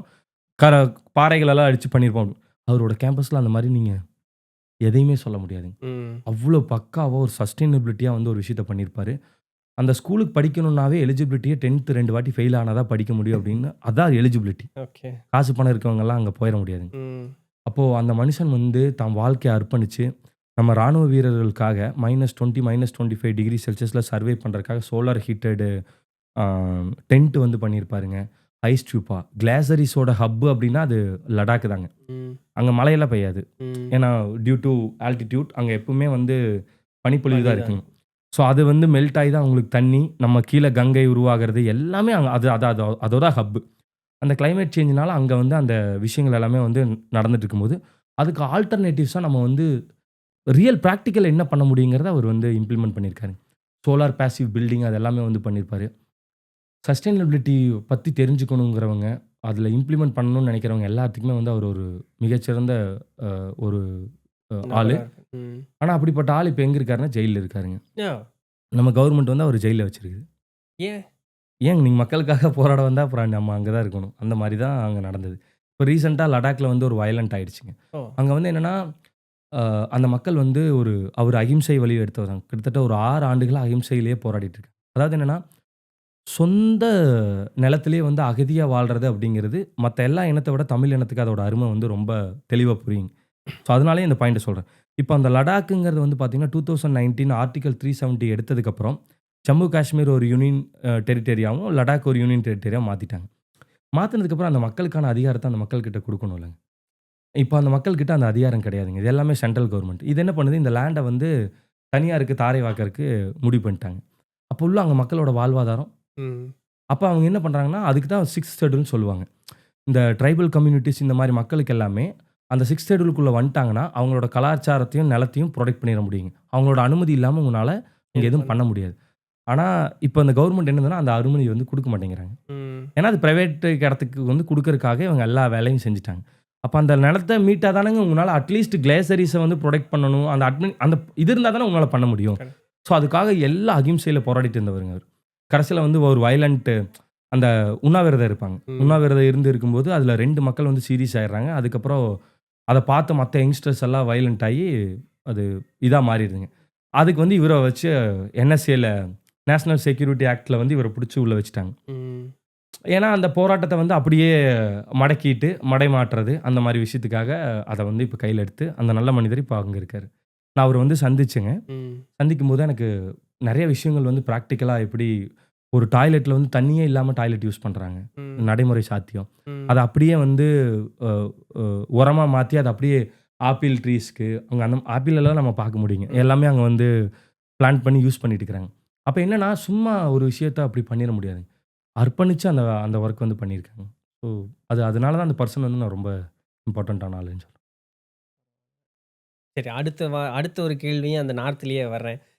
இந்த ஹிமாலயாஸ்ல கிளவுட் பர்ஸ்ட்ங்கிற அந்த ஒரு வார்த்தையை சொன்னீங்க. ஏன்னா, இந்த வார்த்தையை நீங்க சொல்லும்பொழுது, வயநாடு லேண்ட்ஸ்லைடு கூடவே தான் சொன்னீங்க. இதுபோல அதுவும் ஒரு மோசமான ஒரு நிகழ்வுங்கிற ஒரு வார்த்தையை சொன்னீங்க. அப்படின்னா என்ன? அத பத்தி நெறைய மக்களுக்கு தெரியும்லாமா? நீங்க கிளவுட் பர்ஸ்ட்னா தமிழ்ல நம்ம மேக வெடிப்புன்னு சொல்லி சொல்றோம். ம். ஸோ மேக வெடிப்புனா மேகம் வெடிச்சறது கிடையாதுங்க. இப்போ டியூ டூ இப்போ நான் சொல்றேன் இல்லைங்க, பூமியோட டெம்பரேச்சர் வந்து ஜாஸ்தி ஆகுது அப்படின்னு. டெம்பரேச்சர் ஜாஸ்தி ஆகும்போது என்ன ஆகும்? இப்போ ஒண்ணும் இல்ல, நீங்க வந்து தண்ணி எடுத்துட்டீங்க. தண்ணி வந்து நீங்க ஹீட் பண்றீங்க. ஹீட் பண்ண ஆகும்போது என்ன ஆகும்? வேப்பர் வந்து ஜாஸ்தியா ஜாஸ்தி. எவாப்பரேட் ஆயிட்டே இருக்கும். நீராவி ஜாஸ்தி ஆகும். இப்போ இந்த நீராவி தான் வந்து மேகமா மாறுது. அந்த மேகமா மாறுனது கூட மனிதனோட வேர்வை, விலங்குகளோட வேர்வை, மரங்களுக்கும் வேர்க்கும். அதோட வேர்வை எல்லாம் சேர்ந்து அதோட அடர்த்திய டென்ஸ் பண்ணி, அதுக்கப்புறம் அது வெயிட்டோட வருது. அத தடுத்து நிறுத்துறதுக்கு தான் மலைகள். அதில தான் உயரமான மரங்கள் இருக்கும்போது அதில பட்டு மழையா பொழியுது. ஓகேங்களா?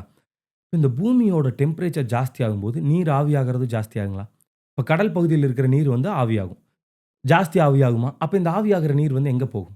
மேல மேகத்துக்கு. மேல வந்து நேரத்த போகும். இப்ப இது என்ன ஆகுதுன்னா, மேகத்தோட அடர்த்திய வந்து ரொம்ப ஜாஸ்தி பண்ணுதுங்க. ஓகே. இப்ப இது என்ன, உயரமான பகுதிகள் தான் வந்து மழைகள் வந்து நம்மளுக்கு பெய்யுங்கிறத நான் கான்செப்ட்ல உங்களுக்கு சொல்லியிருக்கேன்.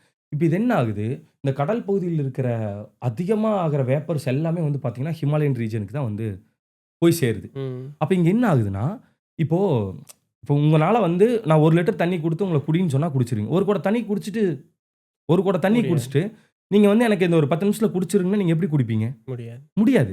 அப்ப என்னன்னா, அதுக்கு ஒரு பேட்டர்ன் இருக்குல்லங்க. இப்ப அந்த பேட்டர்ன் வந்து இந்த கிளைமேட் சேஞ்ச்னால மாறுது. ஹியூமன் ஆக்டிவிட்டீஸ்னால. அப்ப இது என்ன ஆகுதுன்னா, அந்த இடத்துங்களுக்கு போம்போது எல்லாமே, ஒரு மாசம் ஃபுல்லா பெய்ய வேண்டிய மழை ஒரு நாள்ல 1 மணி நேரத்துல பெஞ்சதுன்னா என்ன ஆகும்? ம். This is cloud burst. ம். இவ்வளதான். இது வந்து இதுக்கப்புறம் வந்து நெறைய நடந்துட்டே இருக்கும். அப்ப இது என்ன ஆகும்னா, பெய்யிற மழைனால எந்த யூஸும் இல்ல. அது மக்களோட வாழ்க்கையும் வந்து எல்லாமே பாதிச்சிரும். இப்போ ஒரு சூடு ஆகறதுனால, இப்படியும் கூட அதாவது மழைப்பொழிவு இல்லேன்னு ஒரு பிரச்சனை இருந்தா, மழைப்பொழிவு அதிகமாகுதுங்கிற ஒரு பிரச்சனையும் இருக்கு. இப்போ நீங்க அதான் சொல்றேன். 4 நேரத்துக்கு நீங்க சாப்பிடணும். அ. ஒரு எக்ஸாம்பிள் சொல்றேன். இல்ல 3 நேரம் நீங்க சாப்பிடணும். 3 நேரத்த சாப்பாட நான் ஒரே நேரத்துல குடுத்துட்டு நீங்க சாப்பிட்டாகணும் அப்டின்னா, நீங்க என்ன பண்ணுவீங்க? முடியாது. ஒண்ணுமே பண்ண முடியாது. அப்ப ஆனா உங்களோட ஓவரால் கால்குலேட் எடுத்தீங்கன்னா, உங்களுக்கு 3 நேரத்துக்கான ஃபுட்ட நான் குடுத்துட்டேன். இப்போ தமிழ்நாட்டுக்கு பெய்ய வேண்டிய மழைப்பொழிவு அளவு ஓகே. ஒரு ஏ ச அந்த 775 எம்எம்னு வச்சுக்கோங்க. ஒரு எக்ஸாம்பிள் சொல்றேங்க நானு. இப்போ ஒரு 775 எம்எம் வந்து இவ்வளோ இது டிஎம்சி ஒரு 785 டிஎம்சி மழை வந்து பெய்யணும் அப்டின்னு வச்சுக்கோங்க. இப்போ இது வந்து ஒரு குறிப்பிட்ட கால இடைவெளியில பெஞ்சா தான் அத வந்து நம்ம சேமிக்க முடியும், பண்ண முடியுங்க. இது எல்லாமே வந்து 1 நாள்ல, 2 நாள்ல, 3 நாள்ல அப்படி நடந்ததுன்னா நீங்க என்ன பண்ணுவீங்க? ம். ஒண்ணும் அத பண்ண முடியாதுங்க. ஏன்னா ஆல்ரெடி நம்ம இருக்கிற ஏரி, குளங்களையும் சரியா தூர்வாராம வச்சிருக்கோம். இந்த மாரி நெறைய ப்ராப்ளம் இருக்கு. இது வந்து என்ன சொல்லுது அப்டின்னா, இப்ப சிம்ப்டம்ஸ் உங்களுக்கு காமிச்சு குடுக்குது. இத விட நான் பல மடங்கு உக்கிரமா வருவேன் அப்டிங்கிறத அது சொல்லுது. இப்ப ம். நம்ம ரியலைஸ் பண்ணல அப்டின்னா, ரொம்ப கஷ்டம். ஆல்ரெடி அந்த பாயிண்ட்ட வந்து தாண்டிட்டேங்க. 1.5 டிகிரி செல்சியஸ் சொல்லுவாங்க. அது பூமியோட சராசரி வெப்பநிலை. அத தாண்டிருச்சு அப்டின்னா, இப்போ ஒரு நீரை வந்து நீங்கள் கொதிக்க வைக்கிறீங்க அப்படின்னா when it comes to equal to atmospheric temperature then only starts to boiling ஓகேங்களா. பட் ஆனால் இந்த அட்மாஸ்பியரிக் கண்டிஷன் வந்து இப்போ நம்மளுக்கு ஜென்ரலாக நம்மளை இந்த மாதிரி இடத்துக்கு வந்து 100 டிகிரி செல்சியஸ் நம்ம வச்சுருக்கோம். 99.9 வரைக்கும் அதில் வந்து உங்களுக்கு பெருசாக எந்த மாற்றமும் தெரியாது. 100 தொட்டுருச்சு அப்படின்னா ஸ்டார்ட் டு பாயிலிங். அப்போ வந்து என்னென்னா இப்போ நடக்கிறது சிம்டம்ஸ் இது எல்லாமே வந்து இதை வந்து அங்கே தான் சேர்க்குது. இது அந்த பாயிண்ட்டை தாண்டிடுச்சு ட்ரிகர் ஆயிடுச்சு அப்படின்னா யூ கான்ட் இமேஜின் நம்ம பார்க்குற கொரோனா மாதிரி பல வியாதிகள் எல்லாமே வரும். இது ஆமா. நான் கேள்விப்பட்டிருக்கேன் ஆக்சுவலாக. சுற்றுச்சூழல் வந்து தன்னுடைய நிலை மாறும் பொழுது இதுபோல் இருக்கக்கூடிய இந்த கிருமிகளினுடைய தாக்கம் வந்து அதிகமாகும் அப்படின்னு சொல்லக்கூடிய அந்த ஒரு இதையும் நீங்கள் அதுக்கு கேள்விப்பட்டிருக்கேன். தான் விவசாயத்துக்குள்ளே நான் வர்றேங்க. இப்போ வந்து தேங்காய் விலையெல்லாம் இவ்வளோ ஜாஸ்தியாக இருக்குது. இப்போ இதுக்கு கிளைமேட் சேஞ்சுக்கு என்ன எஸ் ரிலேட்டிவ் இருக்குது. ஒரு வண்டு வருது ஒரு பூச்சி வருதுன்னா அது எப்படி வந்துச்சு. ம். இப்போது நீங்கள் வந்து நான் இது இது ரொம்ப முக்கியம். இப்போது நம்ம மக்களுக்கு எல்லாத்துக்குமே வந்து பார்த்தீங்கன்னா ஃபெர்டிலைசரை வந்து நீங்கள் நிலத்துல வந்து பயன்படுத்துவோம். நம்ம ஃபெர்டைலுங்கிறதுக்கு மீனிங் வந்து வளம்ங்கிறத அர்த்தம். வளத்தை அழிக்கிறத பேர் நம்ம ஃபெர்டிலைசர்னு வச்சுருக்கோம். புரிச்சுதுங்களா. ஆக்சுவலாக நீங்கள் பாருங்கள் பூச்சி மருந்து வந்து பூச்சியை மருந்துன்னு சொல்லுவோம். மருந்துனா எதை சொல்லுவீங்க? உங்களுக்கு குணமாக்குறதான மருந்து. ஆமாம். உங்களை சாகடிக்கிறது எப்படி மருந்தாக இருக்கும்? இப்போ உங்களுக்கு வந்து நான் பொட்டாசியம் கொடுத்தா சாப்பிட்டா சரியாயிடுச்சுன்னா அது மருந்துன்னு சொல்லுவீங்களா? இல்லை. பொட்டாஸ் பாஸ்பரஸ் இதெல்லாம் வந்து நம்ம கொடுக்குறோம். இதெல்லாமே வந்து இயற்கையில் கிடைக்கக்கூடியதாங்க. இப்போது இங்கே என்னென்னா இங்கே இதுதான் வந்து பெரிய ஒரு ஐ ஓப்பனிங்கான ஒரு விஷயங்க. பசுமை புரட்சி நடந்ததுக்கப்புறம் தான் இந்தியாவில் ஒரு ரெவல்யூஷன் ஏற்பட்டிருக்குன்னு சொல்லுவாங்க. இல்லை அதுதான் ஒரு பெரிய கான்ட்ரவர்சி ஏரியாங்க. இந்த பசுமை புரட்சிக்கு அப்புறம் தான் நம்மளோட வளங்கள் எல்லாமே குறைஞ்சது. இப்போ என்னென்னா ஒரு மண்ணோட வளம் தான் மக்களோட வளம்ங்கிறதான் உண்மையான பாயிண்ட்டுங்க. இப்போ ஃபெர்டிலைசர் யூஸ் பண்ணும்போது என்ன ஆகும்னா அந்த மண்ணோட வளம் வந்து அழிஞ்சிரும். எப்படின்னா இப்போது நீங்கள் வந்து ஒரு ஆடோ மாடோ வந்து ரோட்டில் இறந்துருதுன்னு வச்சுக்கோங்க. அது வந்து இப்போ 4-5 நாளுக்கு அப்புறம் அதுவே வந்து டீகம்போஸ் ஆயிடுது. எப்படி? பாக்டீரியா. நுண்ணுயிர்கள். நுண்ணுயிர்கள் வந்து அதை சாப்பிட்ருது. அது வந்து அதை மாற்றிடுது கன்வெர்ட்டாக. ஓகேங்களா. இப்போது ஒரு ஒரு ஒரு தாவரம் வந்து வளரணும் அப்படின்னா அந்த தாவரத்துக்கு வந்து நைட்ரஜன் வந்து ரொம்ப முக்கியம். தாவரம் நைட்ரஜனை டைரெக்டாக ஏற்றுக்க முடியாது. அதை நைட்ரேட்டாக மாற்றினா தான் தாவரங்கள் வந்து அதை பயன்படுத்த முடியும். இந்த நைட்ரஜனை நைட்ரேட்டாக பண்ணுற வேலையை தான் நுண்ணுயிர்கள் செய்யுது. புரிஞ்சுதுங்களா. இப்போது நீங்கள் வந்து என்ன பண்ணுறீங்க அப்படின்னா இந்த பொட்டாஸ் பாஸ்பரஸ் இது எல்லாமே கொண்டு போய் நிலத்தில் போடும்போது என்ன ஆகும்னா நுண்ணுயிர்கள் இறந்துரும். உங்களுக்கு ரொம்ப எளிமையாக சொல்லணும்னா ஒரு மீன் இருக்குது. அந்த மீனில் வந்து மேலே உப்பு தடவும் போது அது வந்து பாதுகாக்கப்படுது. ஊறுகாயும் அதே மாதிரி தான். அதில் வந்து உப்பு போடும்போது அது வந்து ப்ரிசர்வ் ஆயிடுது. இங்கே என்ன நடக்குதுன்னா உப்பு போடும்போது பார்த்தீங்கன்னா நுண்ணுயிர்கள் வந்து பெருகாது. அதனால அந்த பொருள் வந்து அப்படியே ப்ரிசர்வாக உங்களுக்கு இருக்கும். இப்போ நீங்கள் என்ன பண்ணிடுறீங்கன்னா உப்பு போட்டுறீங்க. உப்பு இப்போ ஒரு கெமிக்கல் இன்ஜினியராக நான் இங்கேருந்து பார்க்கும்போது பார்த்தீங்கன்னா பொட்டாஸ் பாஸ்பரஸ் எல்லாமே எங்களோட டைமில் சால்ட்டு தான் சொல்லுவோம் நாங்கள். ஓகேங்களா. இப்போ இந்த சால்ட்டு நீங்கள் என்ன பண்ணுறீங்க நிலத்தில் கொண்டு போய் போடுறீங்க. அப்போ என்ன ஆகும்? நுண்ணுயிர்கள் வளராது அழிஞ்சிரும். இப்போ நுண்ணுயிர்கள் கொடுக்க வேண்டியது இந்த உப்பு கொடுக்குது நீங்கள் போடுறீங்க. நாளாக அதோட வளம் குறைஞ்சி உங்களுக்கு ப்ரொடக்ஷன் கம்மியாகிட்டே போகும். அப்போ நீங்கள் என்ன பண்ணுறீங்க? இப்போ மக்களுக்கு தெரியாது இல்லைங்க. நீங்கள் கொண்டு போய் கொடுத்துட்டீங்க அவங்க லேண்டில் போட்டாச்சு. ஃபஸ்ட்டு வந்து ஈல்டு நிறைய வரும். இது உண்மை தான். போக போக போக அது எல்லாமே குறைஞ்சிட்டு மண்ணோட வளங்களே வந்து போயிடும். அப்போ இந்த இடத்துல தான் வந்து கவர்மெண்ட் என்ன பண்ணுதுன்னா கிட்டத்தட்ட இப்போ ரீசெண்டாக வந்து பார்த்தீங்கன்னா பிரைம் மினிஸ்டர் வந்து சொல்லியிருப்பாரு. நாங்கள் எங்களோட ஆட்சியில் வந்து கிட்டத்தட்ட 15 லட்சம் கோடிக்கு மேலே நாங்கள் உரத்துக்கு மட்டுமே மானியமாக கொடுத்துருக்கோம் அப்படின்னு சொல்லி. அது ஆக்சுவலாக சொல்ல போனீங்கன்னா அது முட்டாள்தனமான ஒரு வாதம். 15 லட்சம் கோடி தன்னோட தாய் மண்ணை வந்து அழிக்கிறதுக்காக அரசாங்கம் செலவு பண்ணியிருக்குன்னு தான் நீங்கள் சொல்லணும். ஏன்னா உயிர் இப்போது அது கவர்மெண்ட் தான் அதை சொல்லுது. ஓகேங்களா. எதுக்கு நான் ஃபெர்டிலைசர்ஸ்க்கு வந்து இவ்வளோ பண்ணுறேன். அப்புறம் நீங்கள் இயற்கை விவசாயத்தை வந்து 1 கோடி இயற்கை விவசாயத்தை உருவாக்கணுங்கிறத பட்ஜெட்டில் கொண்டு வர்றீங்க. எவ்வளோ பெரிய கான்ட்ராஸ்ட்னு பாருங்கள். விவசாயங்கிறது இட் செல்ஃப் ஆர்கானிக். புரிஞ்சுதுங்களா. இயற்கை விவசாயங்கிறது ஒரு டைம் என்ன வருது. இப்போ என்ன பண்ணுறீங்க ஒரு சைடு நீங்களே 15 லட்சம் கோடி கொடுத்து ரசாயன விவசாயத்தை ப்ரமோட் பண்ணிவிட்டு இன்னொரு சைடு நாங்கள் 1 கோடி மக்களை வந்து இயற்கை விவசாயத்தை கொண்டு வருவீங்கிறங்க. என்ன அர்த்தம்? இதனால் பாதிக்கப்படுதுங்கிறது உங்களுக்கு தெரிஞ்சிருச்சு. புரிஞ்சுதுங்களா. ஏன்னா உப்பு தின்னவன் தண்ணி குடிக்கணும்னு சொல்கிறாங்க. இப்போது உப்பு நிலத்துக்கு போடும்போது நீங்கள் அதுக்கு யூஸ் பண்ணுற தண்ணியோட அளவு வந்து ஜாஸ்தி யூஸ் பண்ணணும். உங்களுக்கு புரிஞ்சுது. அப்புறம் நிலத்தடி நீர் மட்டம் வந்து குறையிறதுக்கு காரணம் என்ன? நீங்கள் யூஸ் பண்ணுற ஃபெர்டிலைசர்ஸ். இப்போ நம்மளை வந்து கேட்டோம்னா ஃபெர்டிலைசர் யூஸ் பண்ணதுக்கப்புறம் தான் இது நடக்குமாங்க. இது அப்பட்டமான போயிங்க. ஆக்சுவலாக சுதந்திரத்துக்கு முன்னாடி வந்து பார்த்திங்கன்னா நம்மள லட்சக்கணக்கான மக்கள் வந்து இறந்தாங்க. எதனால் இறந்தாங்க அப்படின்னு கேட்டால் வறுமையினால் இறந்ததுன்னு சொல்லுவாங்க. வறுமையில் இறந்ததுக்கு காரணம் வந்து என்னென்னா விளைச்சல் வராமல் வறுமையில் இறக்கலைங்க.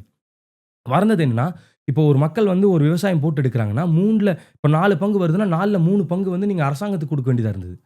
அந்த ஒரு பங்கை வச்சுட்டு மக்கள் எப்படி வாழ முடியும்? புரிஞ்சுதுங்களா.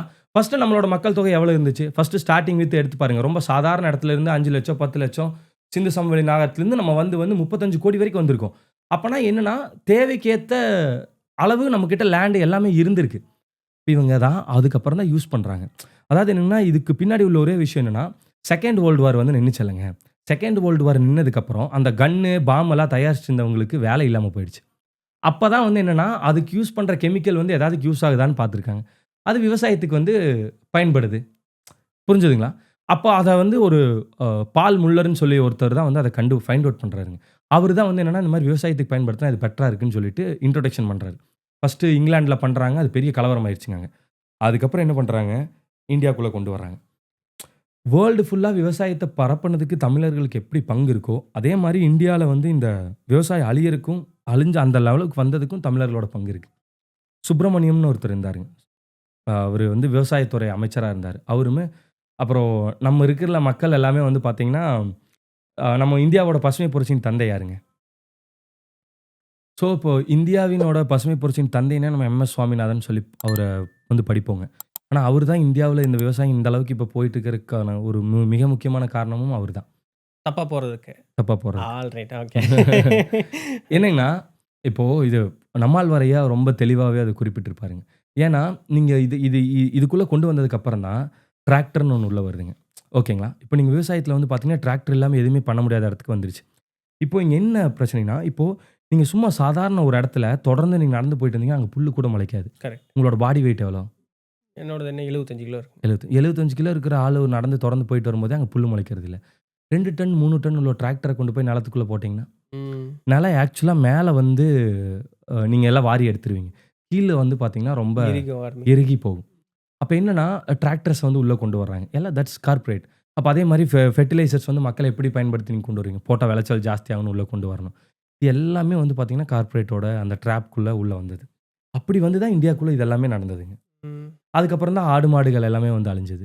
அப்பதான் ஏன் வந்து காளைகள் இருந்தா என்ன பிரச்சனைன்னா, இதான் பிரச்சனை. காளைகள் இருந்தா விவசாயிகள் வந்து தொடர்ந்து அது பண்ணிட்டு இருக்கும், போயிட்டு இருக்கும். அப்ப நம்மளோட டிராக்டர் பிசினஸ்க்கு இந்த மாரி ட்ராப்க்குள்ள வந்து நம்ம மக்கள் வந்து திணிக்கப்பட்டாங்க அப்படிங்கிறத சொல்லணும். இப்ப நீங்க வந்து பார்த்தீங்கன்னா, ஆர்கானிக் வந்து எவ்வளோ க்ரௌத் ஆயிட்டு இருக்குங்க. ஏன்? கேன்சர் எப்படி இத்தன பேத்துக்கு வந்துச்சு? ம். என்ன காரணம்? என்ன பண்ணாங்க? ம். வாழ்வியல் முறை மாறுனது தானே காரணம். மாறுனது. தான் சாப்பிடுற உணவே வந்து அந்த மாரி ஆகும்போது, ம். இப்போ உங்களுக்கு புரிஞ்சுதுங்களா? ம். இப்போ இதிலிருந்து தான் இப்போ இதில எப்படி கிளைமேட் சேஞ்சுக்கு இது கான்ட்ரிபியூட் பண்ணுது அப்படின்னு பார்த்தீங்கன்னா, இதிலிருந்து வர்ற நைட்ரஸ் ஆக்சைடு, கார்பன் மோனாக்சைடு இது எல்லாமே வந்து பார்த்தீங்கன்னா, கிளைமேட் சேஞ்ச ட்ரிவன் பண்ற கேஸஸ். கரெக்ட். இதாங்க. இதில ரொம்ப பார்த்தீங்கன்னா ஒரு ஒரு என்னய்யா இப்படி ஒண்ணு இருக்கான்னே ஃபர்ஸ்ட் ஆஃப் ஆல் நமக்கு தெரியாது.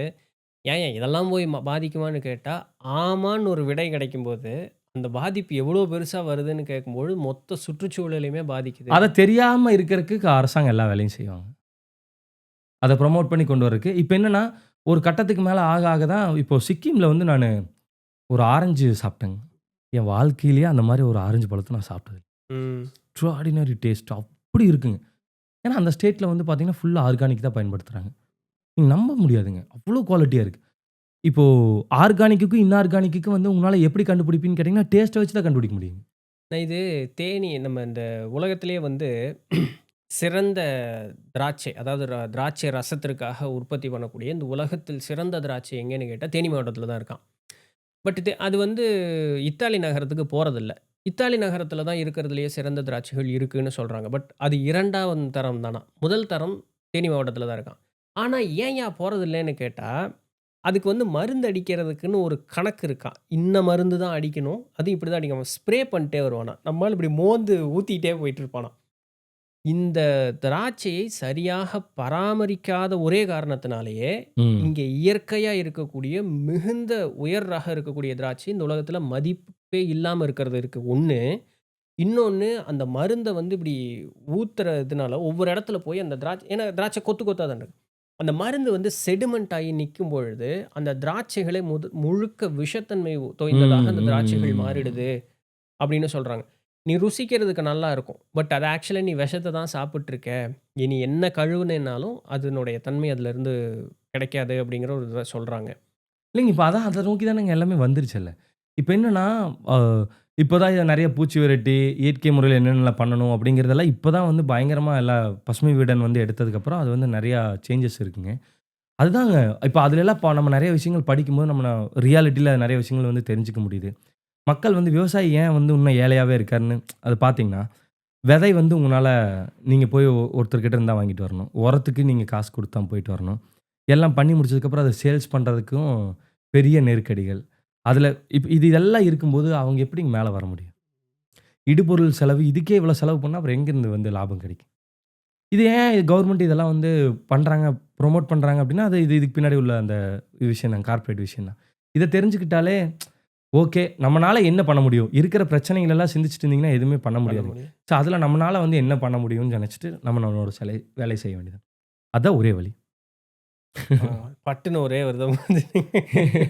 இல்லைங்க. அதான் எண்ட் ஆஃப் த டேல அங்க தான் போய் முடியுங்க. Correct, correct. தன்னால இயன்றத செஞ்சுட்டு போலாம். சும்மா ம், இருக்கிறத விட. ம்.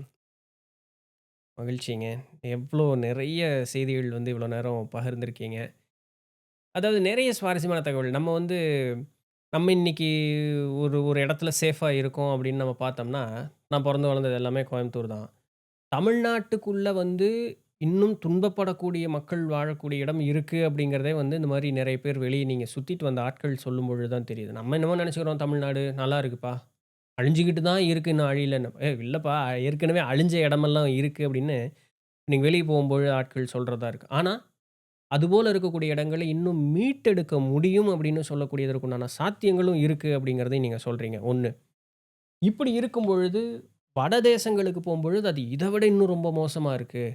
அதுவும் என்னன்னா, ரொம்ப அற்பமான சின்ன சின்ன விஷயம். "இதுல போய் நடக்குமா?" அப்படின்னு சொல்லக்கூடியது தான், ஒரு 2 தலைமுறை தாண்டும் பொழுது முழு அழிவுக்கு கொண்டு வந்து நிறுத்திருது. இப்ப நாமளும் அத நோக்கி தான் போயிட்டுருக்கோம் அப்படிங்கிறதையும் சொல்றீங்க. இது மாரி நிறைய அனுபவங்கள் வந்து நீங்க பகிர்ந்தது ரொம்ப மக்களுக்கு வந்து ரொம்ப உதவியா இருக்கும்.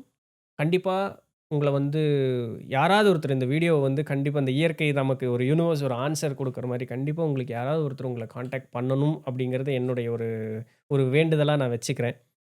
உங்க மூலமாவும் உங்கள போல இன்னும் நிறைய இளைஞர்களும், நிறைய பெரியவர்களும் வந்து ஒரு ஒரு ஒரு ஆர்வம் கொண்டு முன்ன வந்து, ஒரு சமுதாயத்தை காக்க வேணுங்கிற ஒரு பணிக்குள்ள இறங்கணும் அப்படிங்கிறதையும் ஒரு வேண்டுதலாவும், ஒரு கோரிக்கையாவும் மனசுல வச்சுக்கிட்டு, இந்த பாட்காஸ்டினுடைய ஒரு நிறைவுக்கு வர்றோம். நீங்க உங்களுடைய ஏதாவது வார்த்தைகள் கடைசியா நிறைவுக்கு முன்னதாக, நீங்க சொல்ல வேண்டிய அந்த ஒரு விஷயத்த சொன்னீங்கன்னா, அதான் இருக்கும். ஆ அதாவது இந்த பிரச்சனைகளுக்கான சொல்யூஷனா தான் சொல்றேங்க. ஃபர்ஸ்ட்டு அடிப்படை அரசியல் வந்து புரியணும்.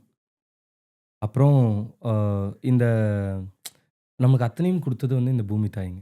அந்த பூமி தாய்க்கு இன்னைக்கு என்னென்னலாம் கொடுமை நடக்குதோ, அதெல்லாம் நாளைக்கு நமக்கும் நடக்கும். ஸோ, நம்ம அத ரியலைஸ் பண்ணிட்டு, நம்மனால முடிஞ்சதுக்கு வந்து என்ன விஷயங்கள் வந்து பண்ண முடியும். ஒரு 5 டூ 10 கிலோமீட்டர்ஸ் போறதுக்கு நீங்க சைக்கிளிங் வந்து பயன்படுத்திக்கலாம். அதே சமயம் இந்த 10த், 12த் எல்லாம் பப்ளிக் படிக்கிறாங்க இல்லங்க. அந்த மாரி இருக்கவங்களுக்கெல்லாம் வந்து பப்ளிக்ல இந்த மாரி மரம் வச்சு வளர்த்துனா, அவங்களுக்கு வந்து மார்க்குன்னு சொல்லி அரசாங்கம் வந்து அத ப்ரமோட் பண்ணலாங்க. ஏன்னா, இப்ப நெறைய பேரண்ட்ஸ் எல்லாம் வந்து அவங்களே மரம் வச்சுட்டு உட்காந்துக்குவாங்க அங்கேயே. குழந்தைக்கு 10 மார்க் குடுக்குறீங்கன்னு சொன்னீங்கன்னா, அவங்க என்ன வேணா பண்ணுவாங்க. அது அந்த மனநிலையில தான் இப்ப இருக்கிறாங்க. இப்போ இதில வந்து அரசாங்கம் வந்து அந்த மாரியான விஷயங்கள் வந்து முன்னெடுக்கணுங்க. அப்புறம் இதெல்லாம் தாண்டி ஒரு புரிதல். ஃபர்ஸ்ட்டு வந்து என்னன்னா, அந்த விழிப்புணர்வு. நமக்கு வந்து இந்த மாரி பிரச்சனை இருக்குங்கிறத வந்து ரியலைஸ் பண்ணிக்கணும். உங்க குழந்தையோட எதிர்காலங்கிறது நீங்க படிக்க வைக்கிற படிப்புல மட்டும் கிடையாது. அந்த குழந்தைகளுக்கு நல்ல குடிநீர், நல்ல காற்று குடுக்குறதுல தான் இருக்கு. ஸோ, அதைய ஒரு ஒரு பேரண்ட்ஸும் உணர்ந்து, அத அந்த தலைமுறை பிள்ளைகளுக்காக நீங்களும் வந்து அ இதில வந்து பார்ட்டிசிபேட் பண்ணணும். தங்கனால இயன்றத இந்த அ என்வைரன்மென்ட்ட புரொடெக்ட் பண்றதுக்காக, நம்மளுடைய பூமி தாய பாதுகாக்கிறதுக்காக நீங்க வந்து பண்ணணும். அப்படிங்கிறத எல்லாத்துக்கூட ஒரு ரொம்ப மனநிறைவா ரொம்ப சொல்ல சந்தோஷங்க. ரொம்ப சந்தோஷம். நன்றி. Thanks for the opportunity.